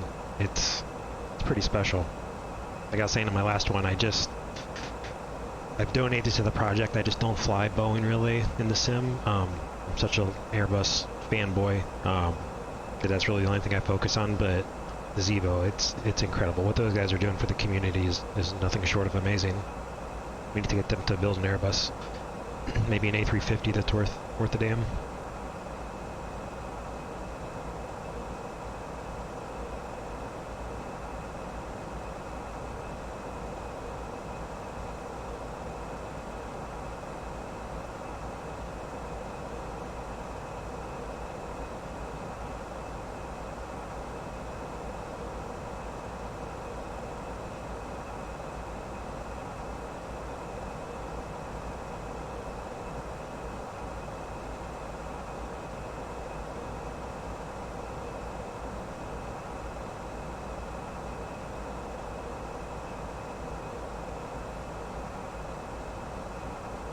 EV Wonder, hey, thanks for joining us. Appreciate it. Zibo should do 747. Yeah, I mean, I wonder if that will ever happen. I don't know much about Zibo. I don't know if, what why they chose the 7.3, if, just to build on the laminar 7.3 or what it was. But it's a hell of a project.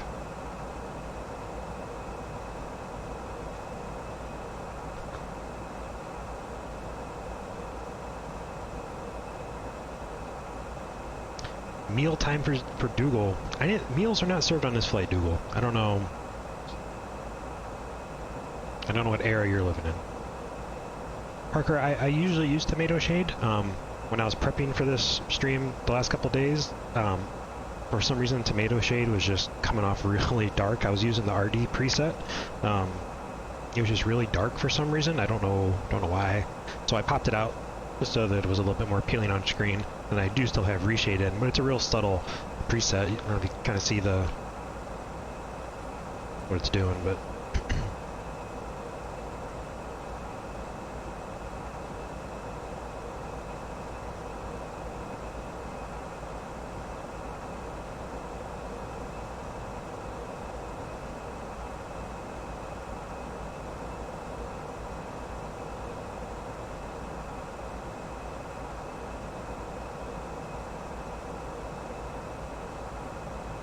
what preset are you guys using for tomato shade? Are you guys using the RD preset, or that one's pretty popular?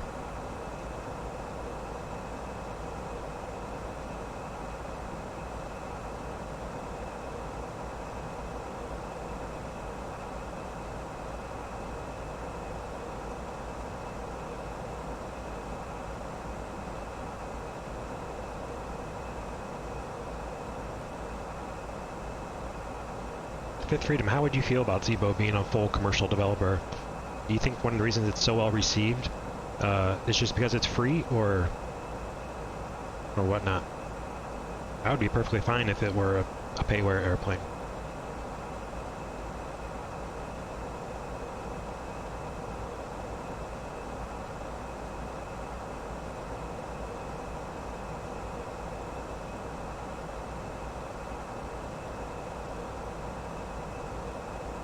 Traffic, climb. Why do we have a TCAS warning going off here? Is somebody interfering? Clear of conflict. Oh, we're good.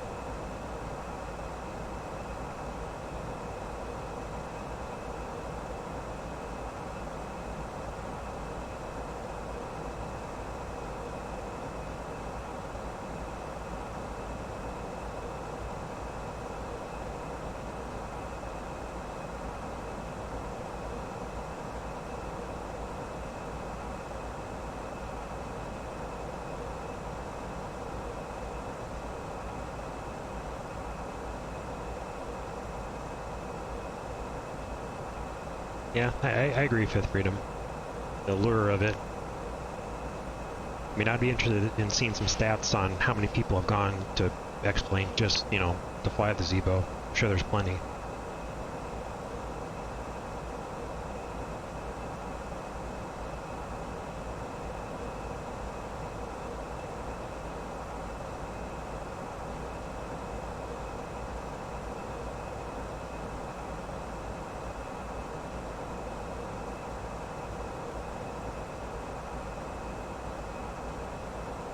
Are you at 350, Parker?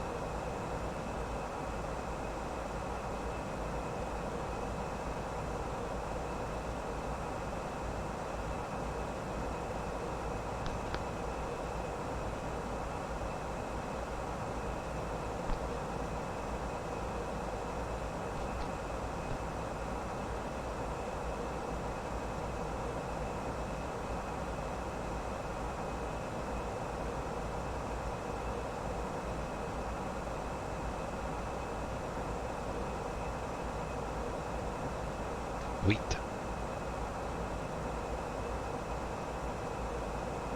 Yeah, so let's talk about ATSU for just a minute. I'll just gonna kind of do a high level overview of ATSU and a little bit of ACARS stuff. I'm not gonna get too in depth with it today. We can get more in depth in the chat if anybody would like. So ATSU, Air Traffic Services Unit, is actually Airbus created, all right? So it is a avionics computer that Airbus created, and then the software is actually provided by Honeywell. So Honeywell provides the software, and as you can imagine, it's extremely customizable depending on airline specifications and stuff.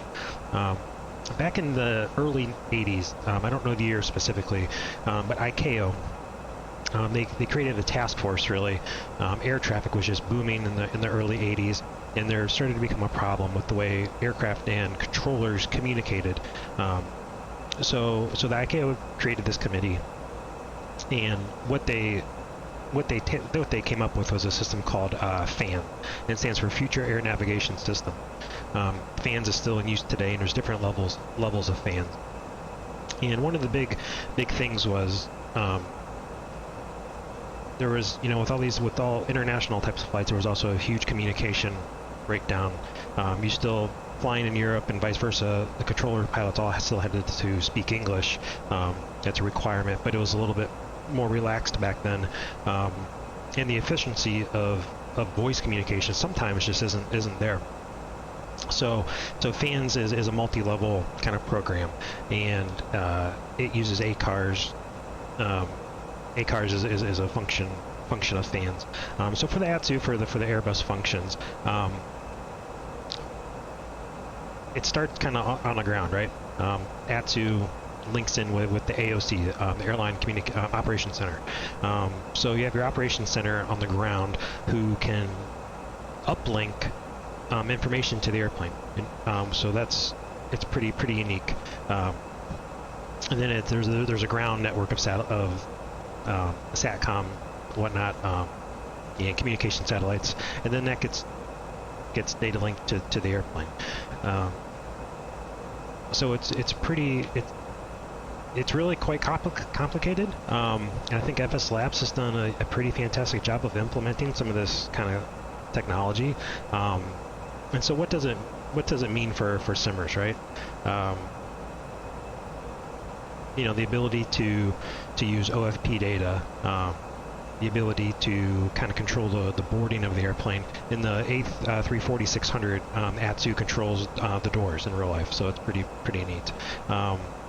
Where could they take this technology? I don't know. I mean, I heard, I don't know, I was trying to find the forum post about it. British Virtual Airlines, they have a operations center, and they were working with FS Labs for a little while. And so what you could do, you could be sitting at the gate and not have your flight plan or anything, and the operations center, quote unquote, could uplink you all of your information. So that's pretty neat.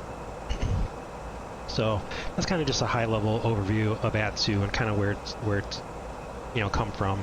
It kind of links in with next gen and ADSB going forward here in the next couple of years or so.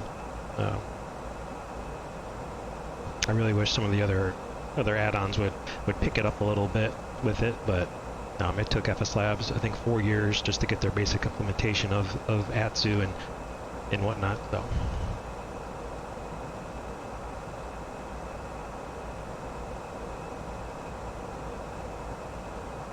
And like I was saying at the beginning of the stream, there are some VATSIM ATC stations where you can communicate via ACARS with real data link PDCs and whatnot. So that's pretty neat.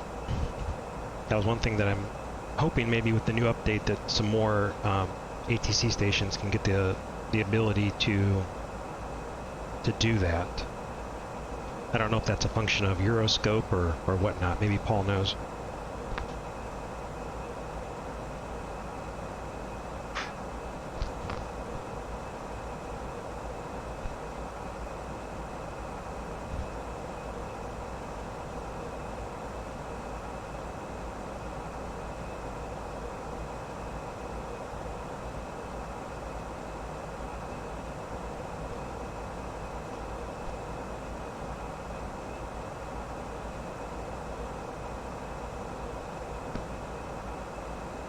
Paul, does ZLA or Boston, do they use actual PDC, or is it just PDC via text message through the client?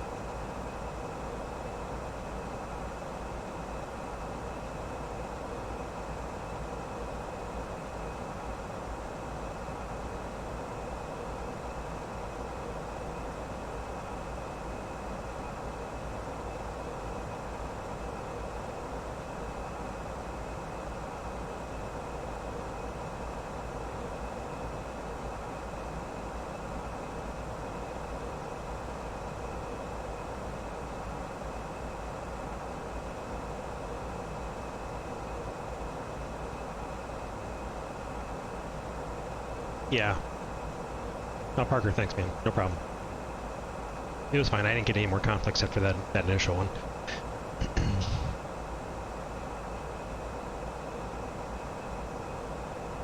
Yeah, and I know in Miami, they use PDC via text, just through the client, all the time, and that's cool.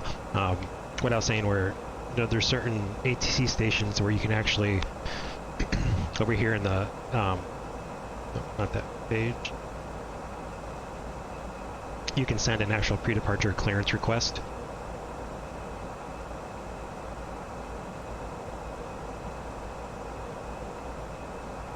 It's pretty cool.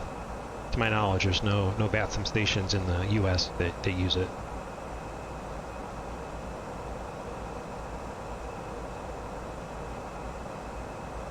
Currently, these stations are online, which use PDC.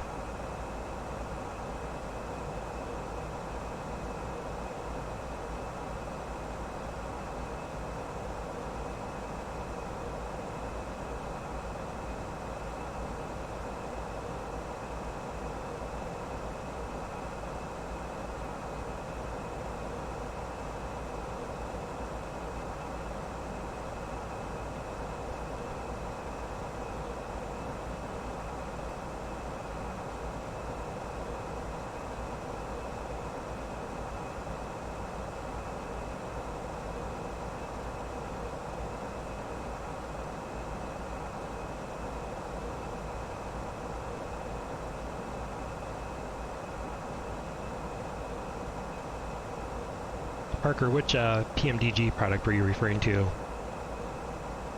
I haven't been following them too much lately.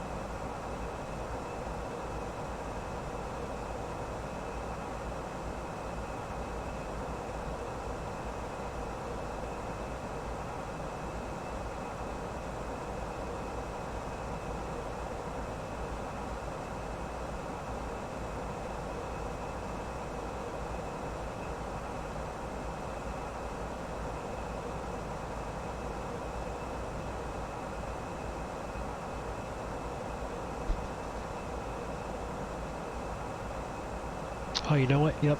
Now that you mention it, I do remember a couple of the Flight Sim conferences ago, them mentioning that.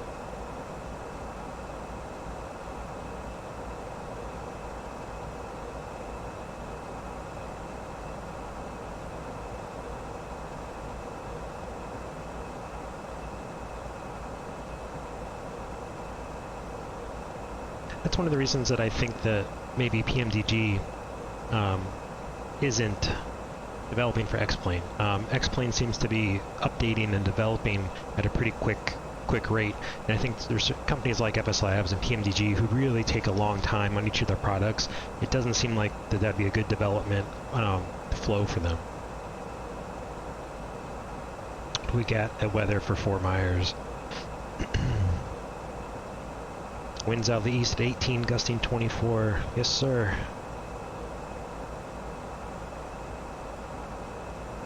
We'll be trying to butter that landing today. Get it down in the zone, and nice firm one.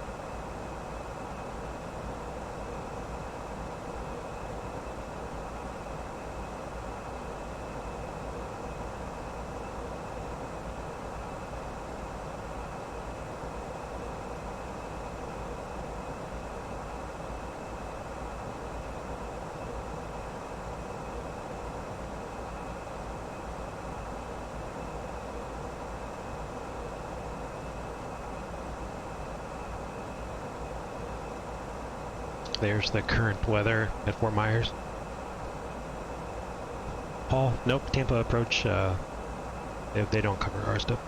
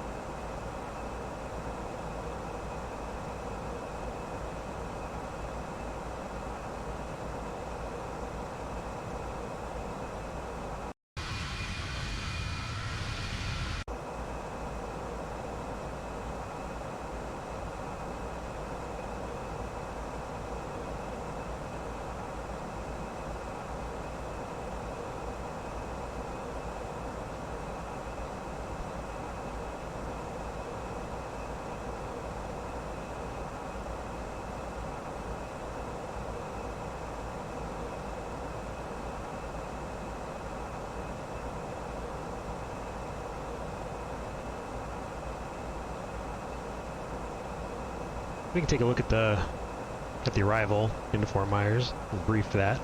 So we're going to be picking up the bags transition. Then we have Tiny at 11,000. Then we'll fly southeast down the coast of Florida. We'll pass Punta Gorda and Sarasota. and we'll pick up the approach here.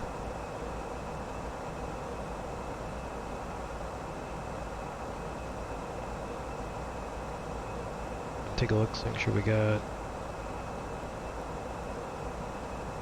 Tiny at 11.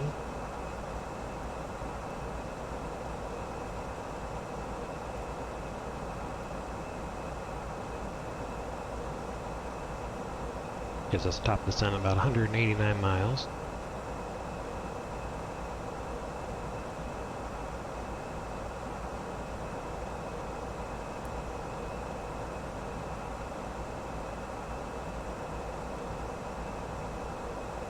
That's going to come out. We're starting to pick up a little bit of that wind shear midway across the Gulf.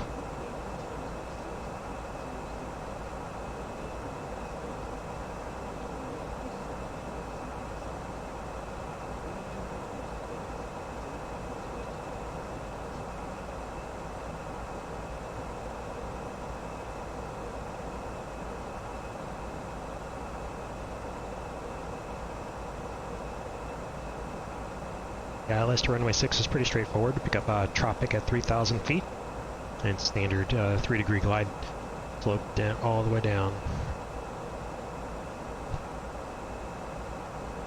I usually try to cross the beach right at 3,000, 180 knots.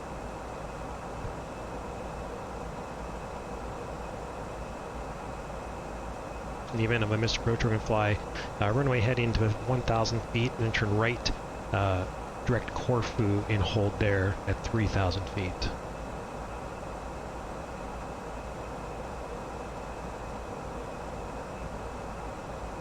Minimums today, I was straight in, will be 227 feet.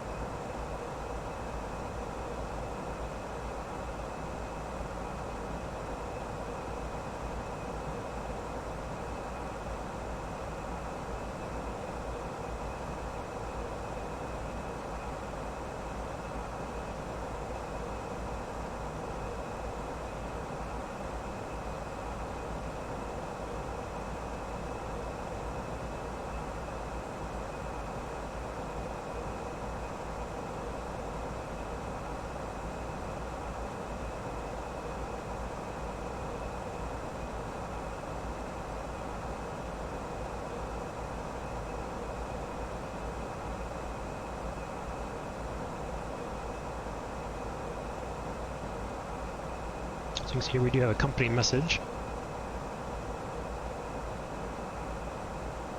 Take a look and see what they said. Nice.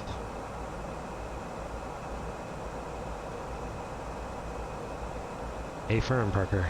Air to air does work.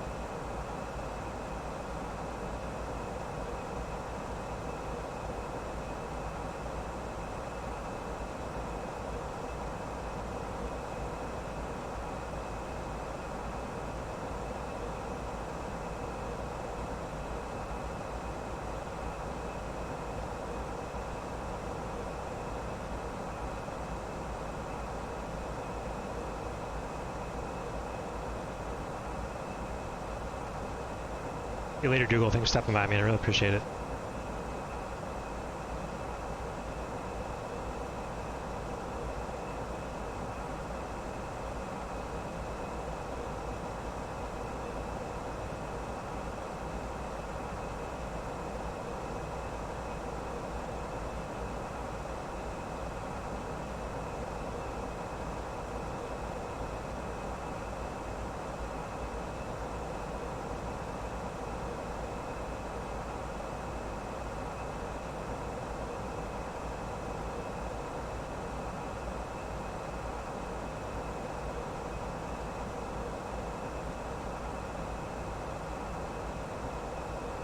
Parker, yeah, I do have the stands file. Again, that's something else that just is not working lately for some reason. I've changed absolutely nothing, and it just doesn't send me the gate information anymore.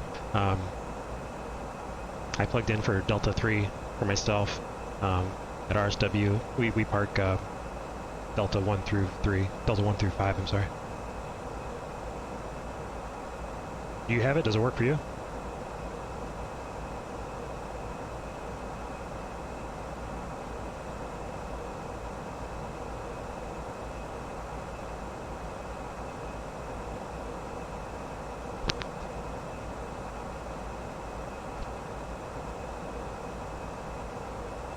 Did it give you a gate assignment yet?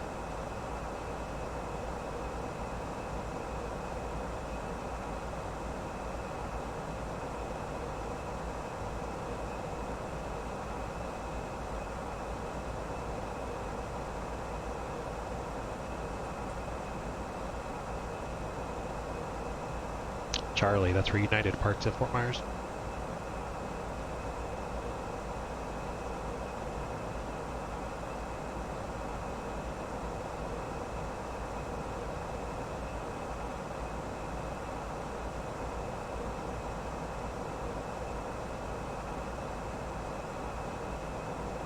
I'm planning Delta 3.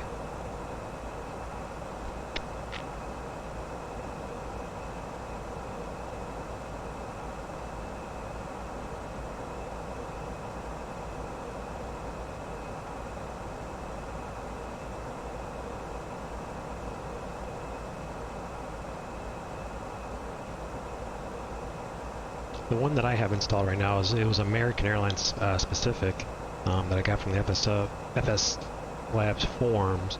Like I said, it used to work. It doesn't ping me anymore. I don't know why. It's in the same folder. It's in the...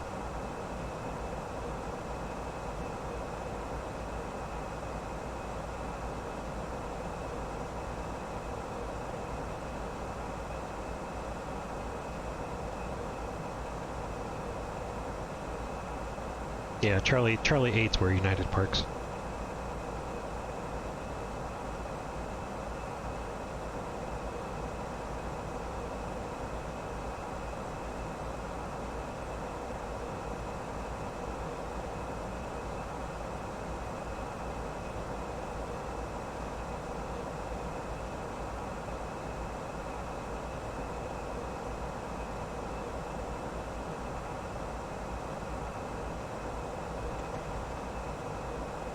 Have you been flying the JAR 330 at all, Parker, lately?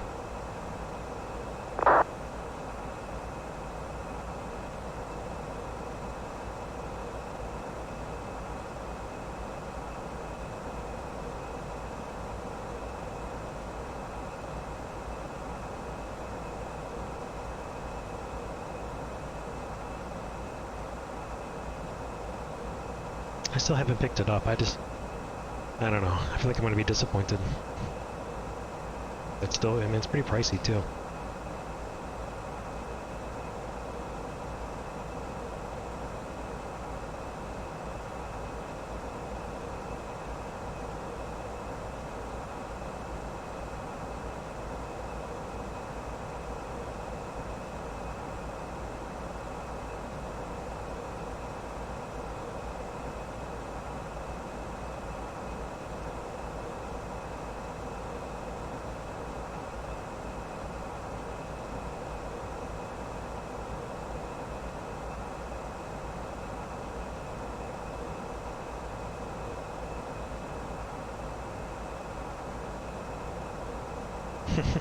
Nice.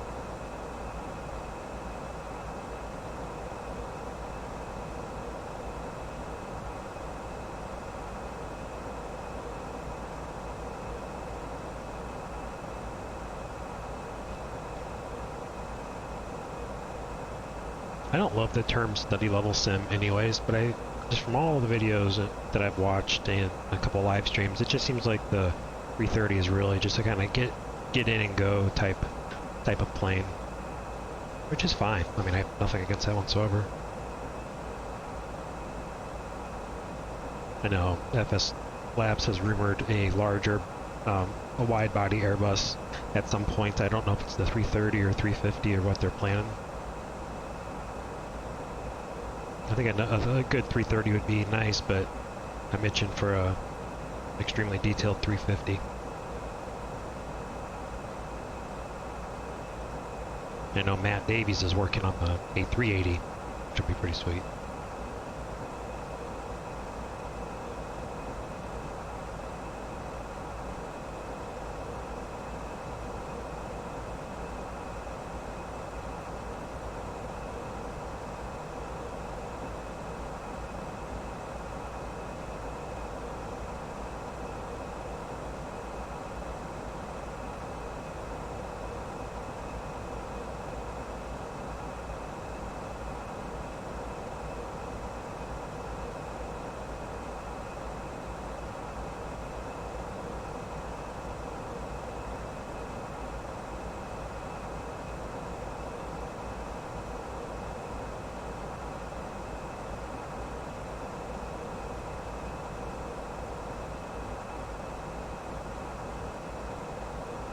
Roger. I'll keep the speed up during descent as well.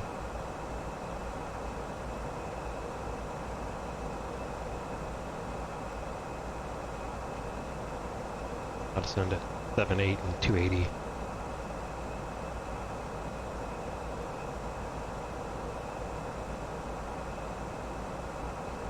I am 112 miles from the top of descent, Paul. How about yourself?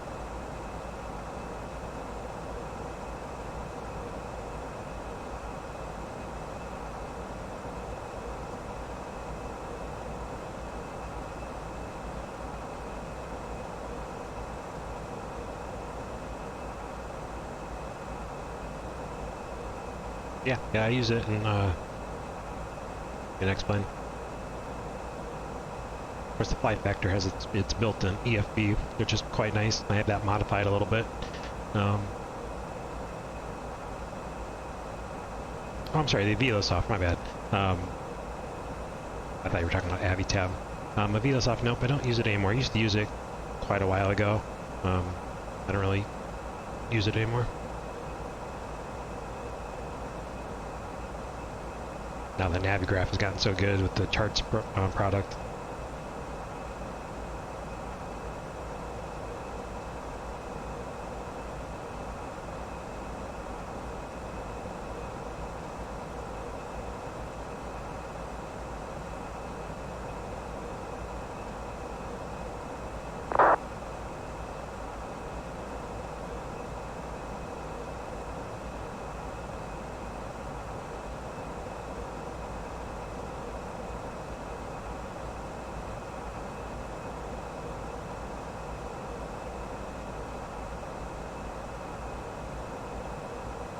Yeah, I did the, excuse me, I did the trial for V2, and it was quite nice.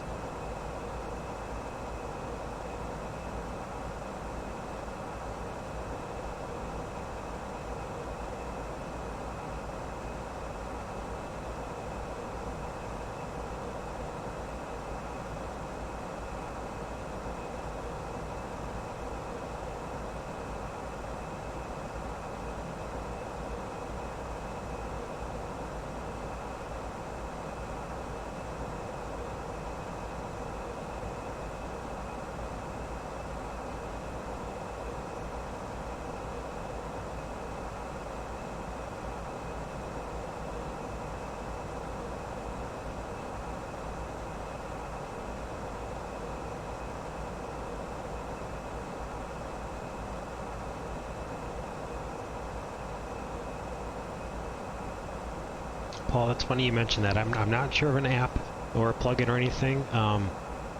The other night I pulled up this thing, Cold and Dark, and I could not find the light switch at all. That's one nice thing. The nice thing about X-Plane is the built-in flashlight, but I'm sure there's something out there.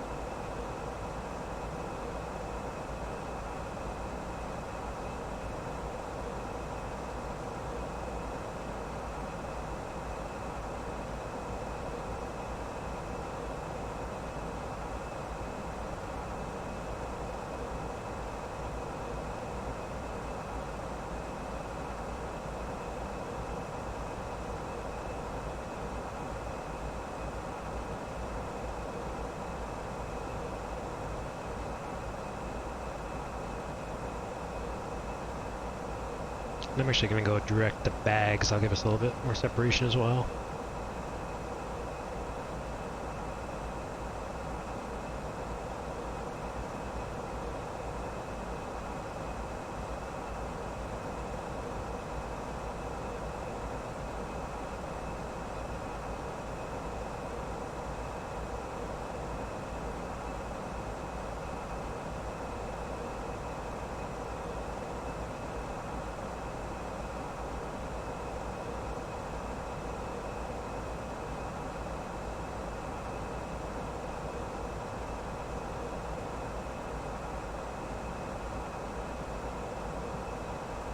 Are you flying the FS Labs today, Parker?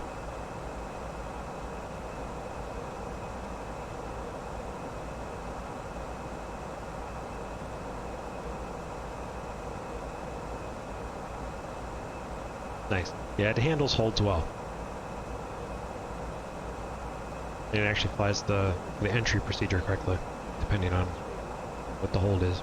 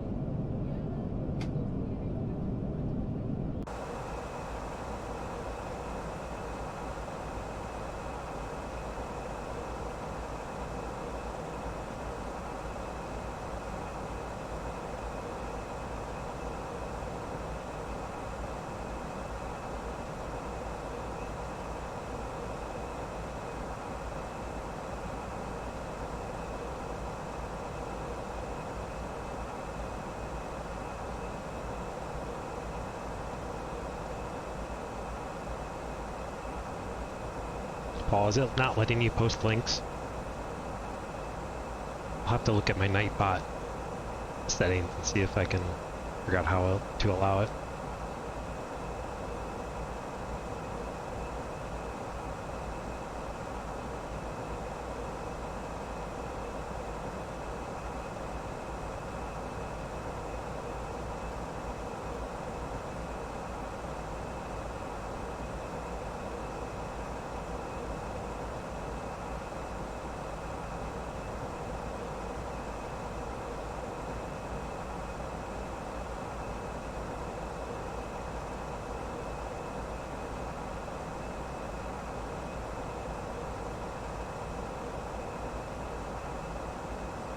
No, it didn't come through, Paul. I think my Nightbot service is blocking it.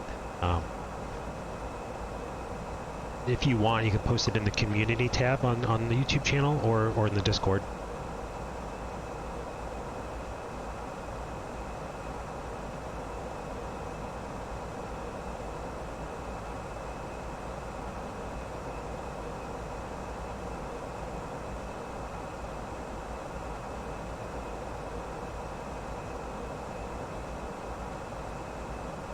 Enter our approach data. 992. Temp 31. And gusty winds. 090 at 18.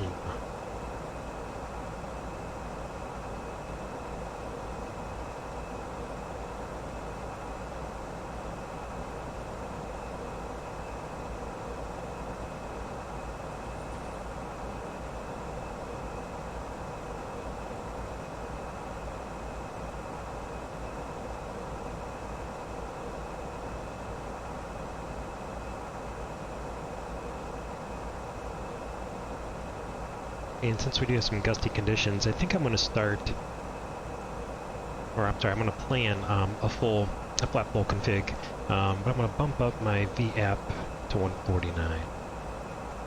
And if the wind is too gusty as we get down, I might switch to a config 3 lane.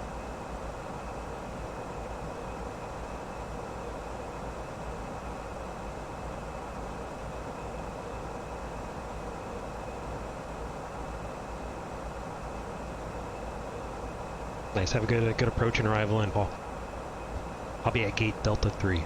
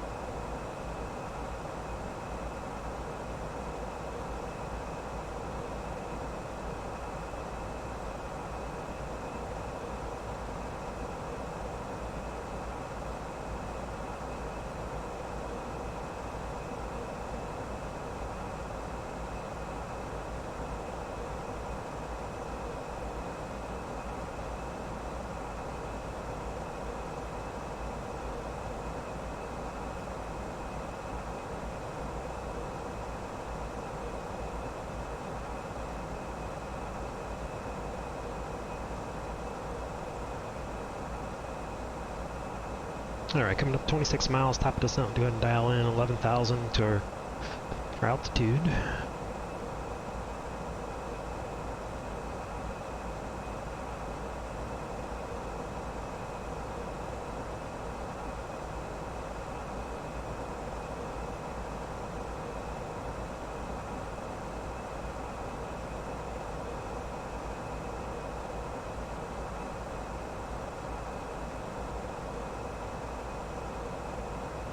Did it? What happened with the hold, Parker? What happened?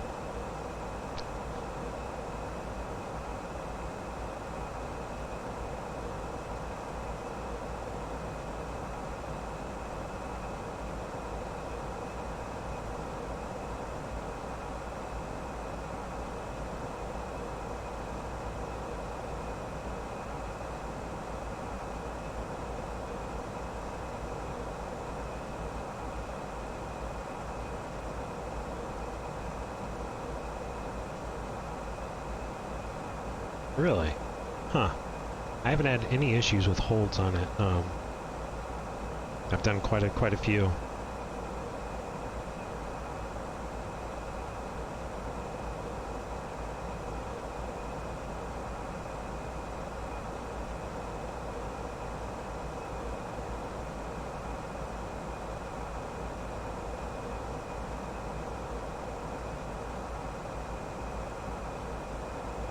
Alright, 11 miles from top of descent.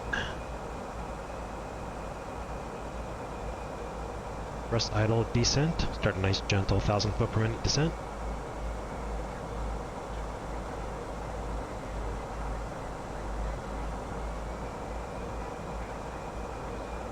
Mach.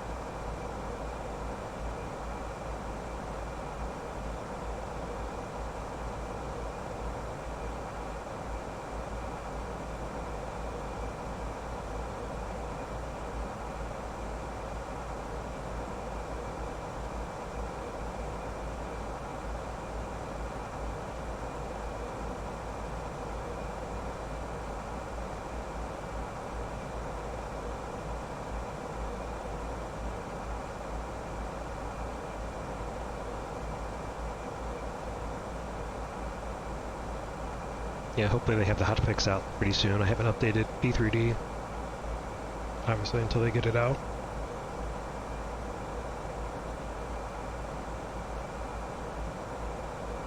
Alright, we'll be intercepting our VNAV path descent right here.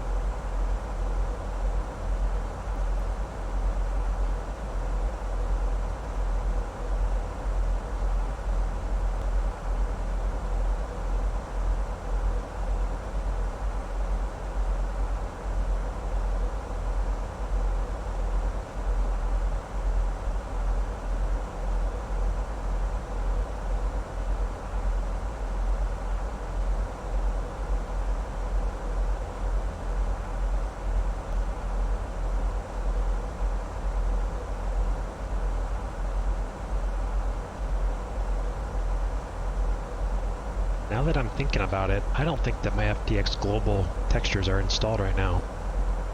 When I was installing some Orbic stuff for X-Plane in FTX Central, when I selected X-Plane as my simulator, I do remember uninstalling Global. Shoot. I can see the muddy brown textures of the coastline up ahead. Just dawned on me that I did that with X-Plane.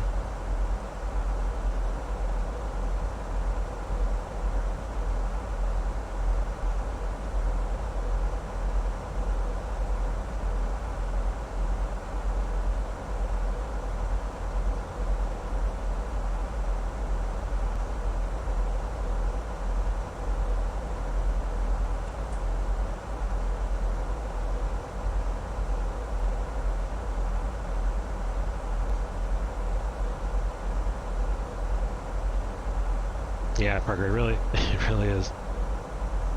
Okay, rad nav page IRSW 111.5 tuned.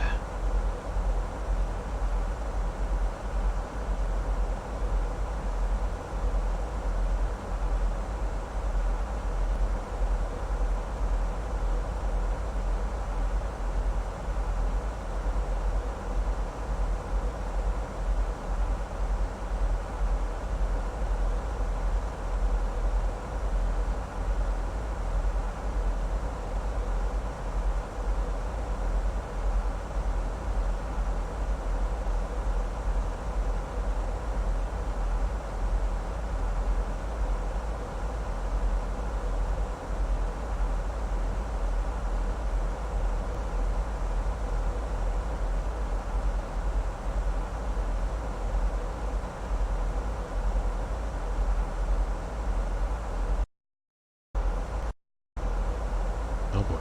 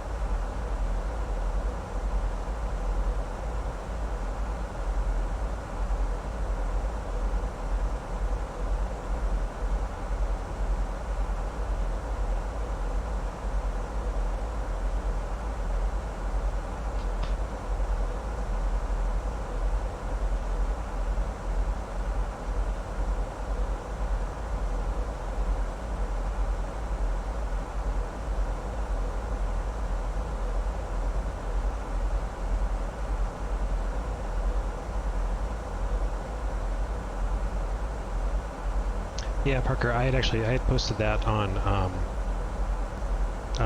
Slack.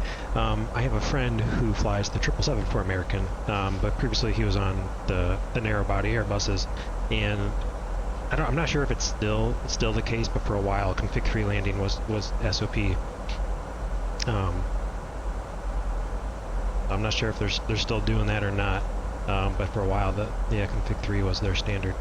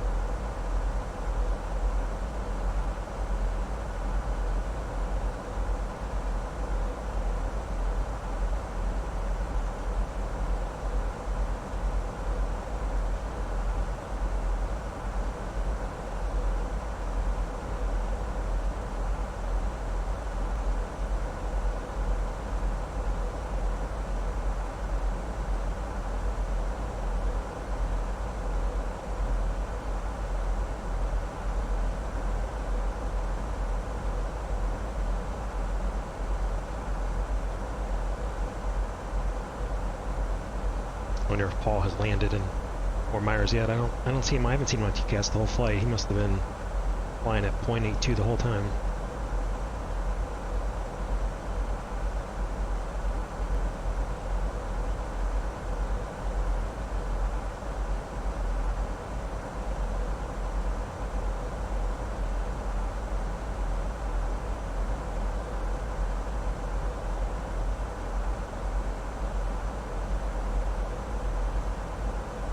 A little bit hazy off the coast this afternoon.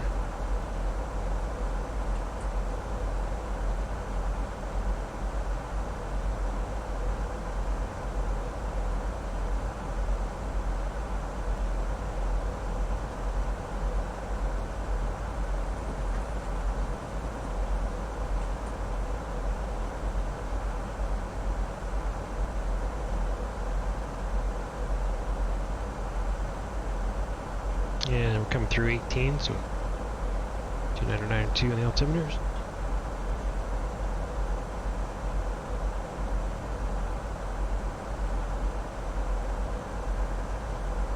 Go to run approach checklist briefings, make confirm decam statuses, check seatbelts are on. Barrow 2992 set 1, 2, and 3 times. Minimum 227 feet set 1 and twice. Engine mode selector will be normal today. Approach briefing complete.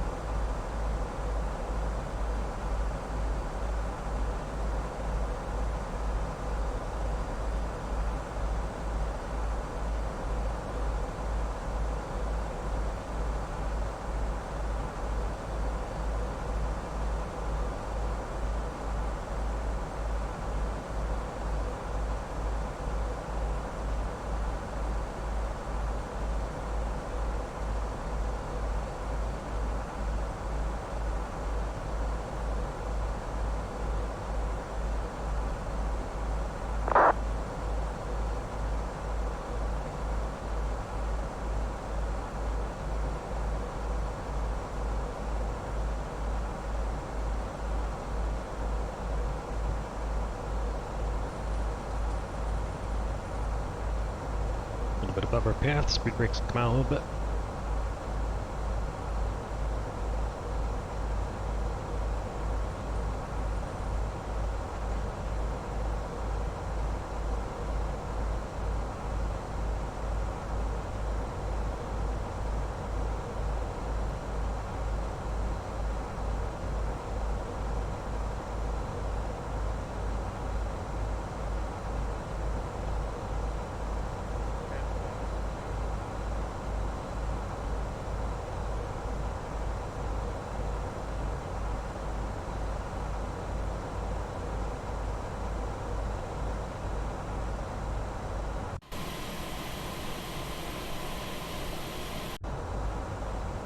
Oh, 10 lights can come on.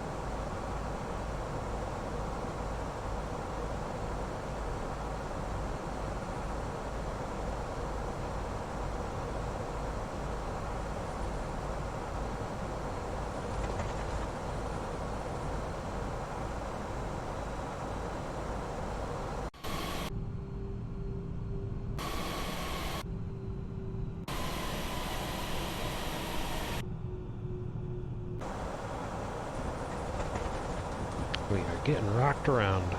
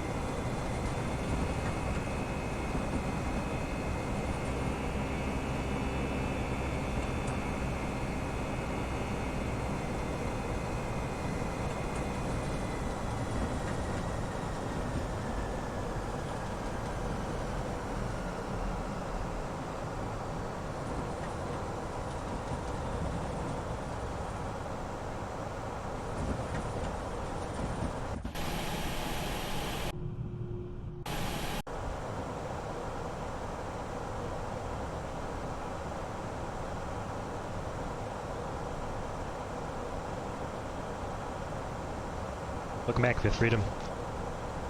See what we can do here. The wind is gusty, gusty.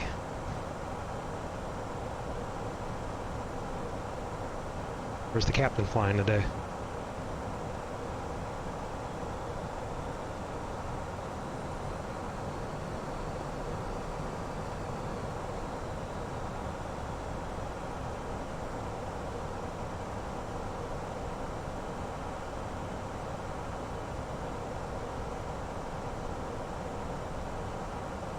Okay, approach is armed. Cleared for the approach.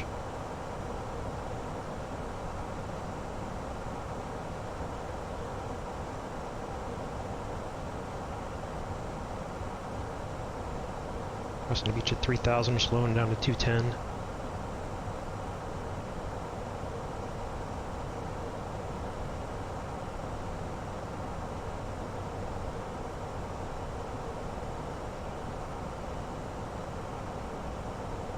Black Star.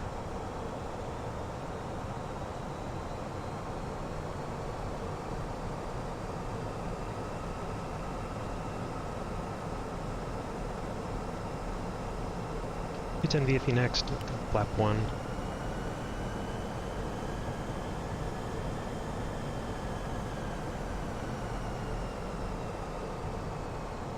Light slip star. Up to 180. Approach has been confirmed.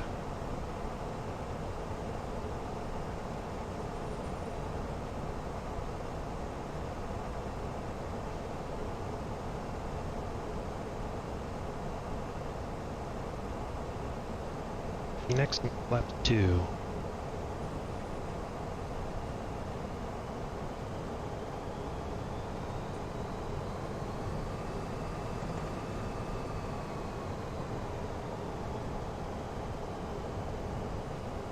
$2,500. Checked.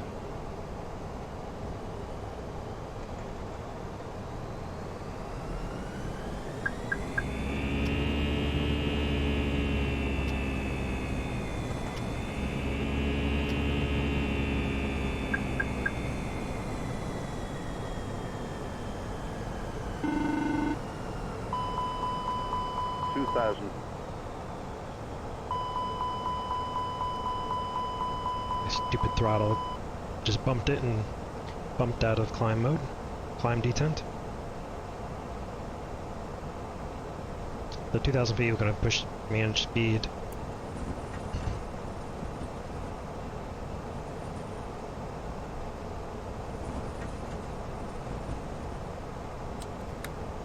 Gear can come down.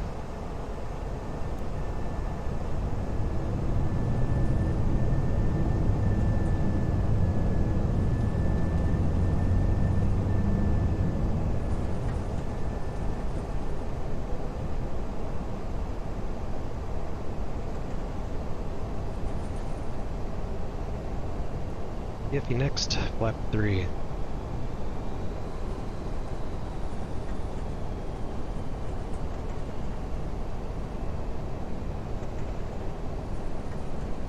$1,000.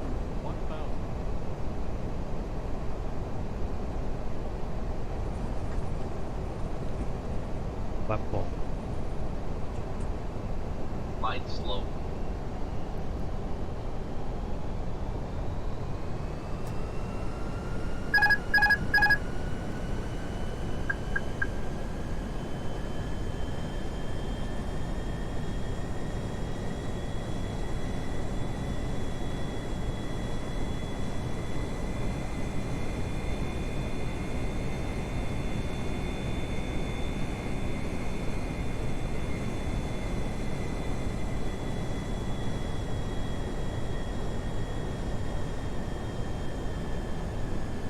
$500.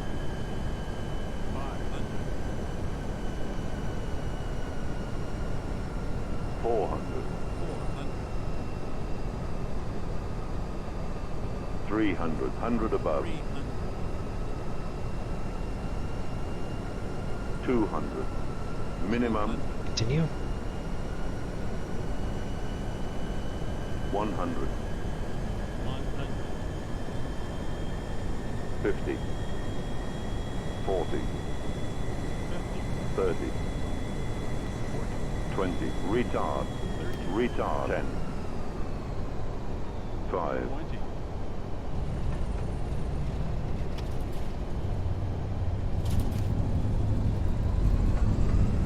Reverse green, decel.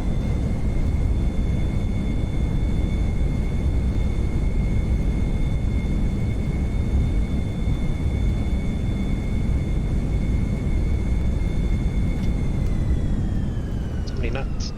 And you'll break it.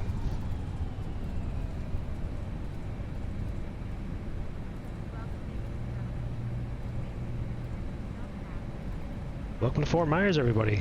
That was a fun one, huh?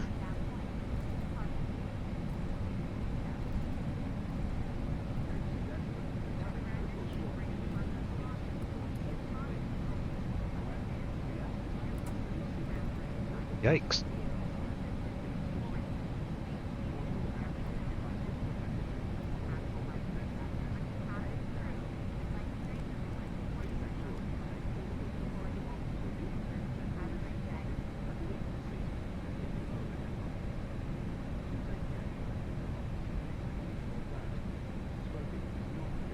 See you, Fit Freedom. Thanks for stopping by, brother.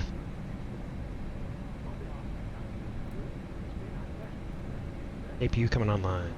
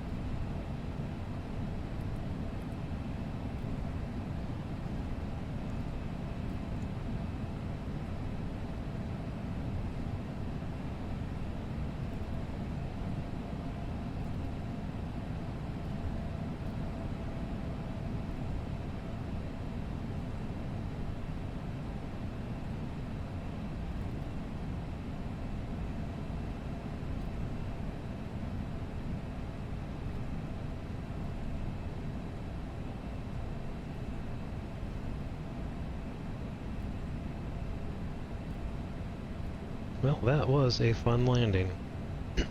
Let's see, Project Fly says 107 feet per minute. We'll see what the G loading was, if I'm more interested in. Got blown off a little bit of center line, but it's alright.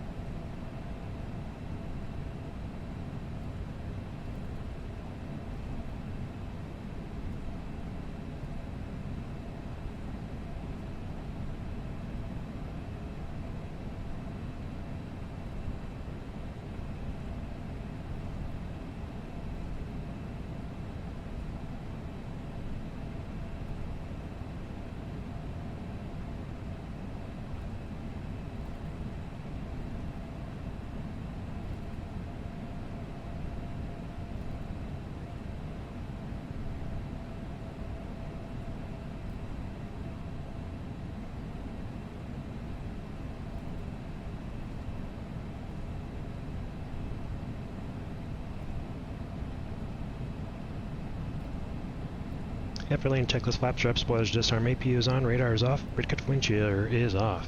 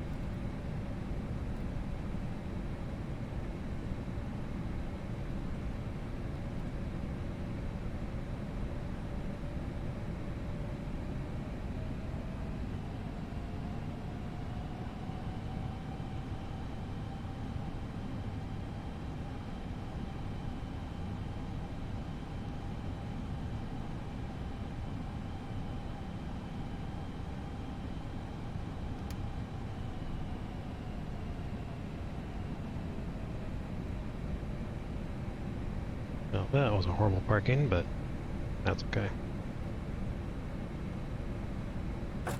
Engine number 2 can come back, seatbelt signs are off.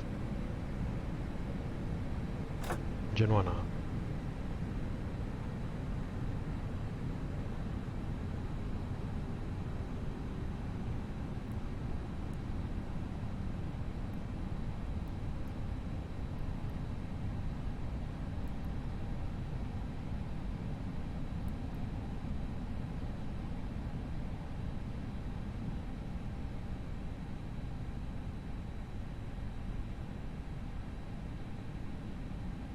Really? I thought you were on the other side of the terminal actually, Paul. I can see your aircraft in the windows.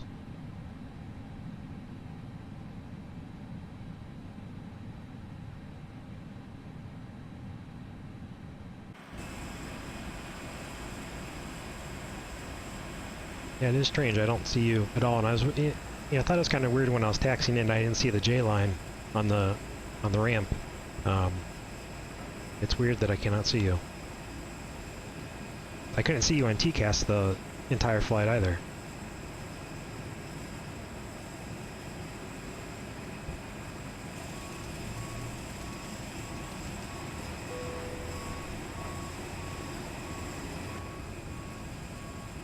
Yeah, it's strange. I don't see your aircraft at all.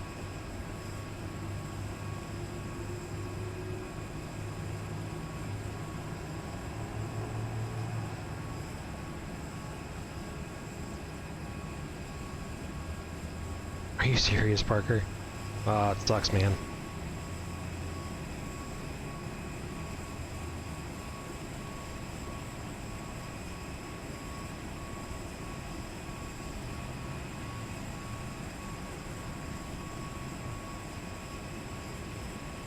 Yeah, Paul, you were a bit in front of us.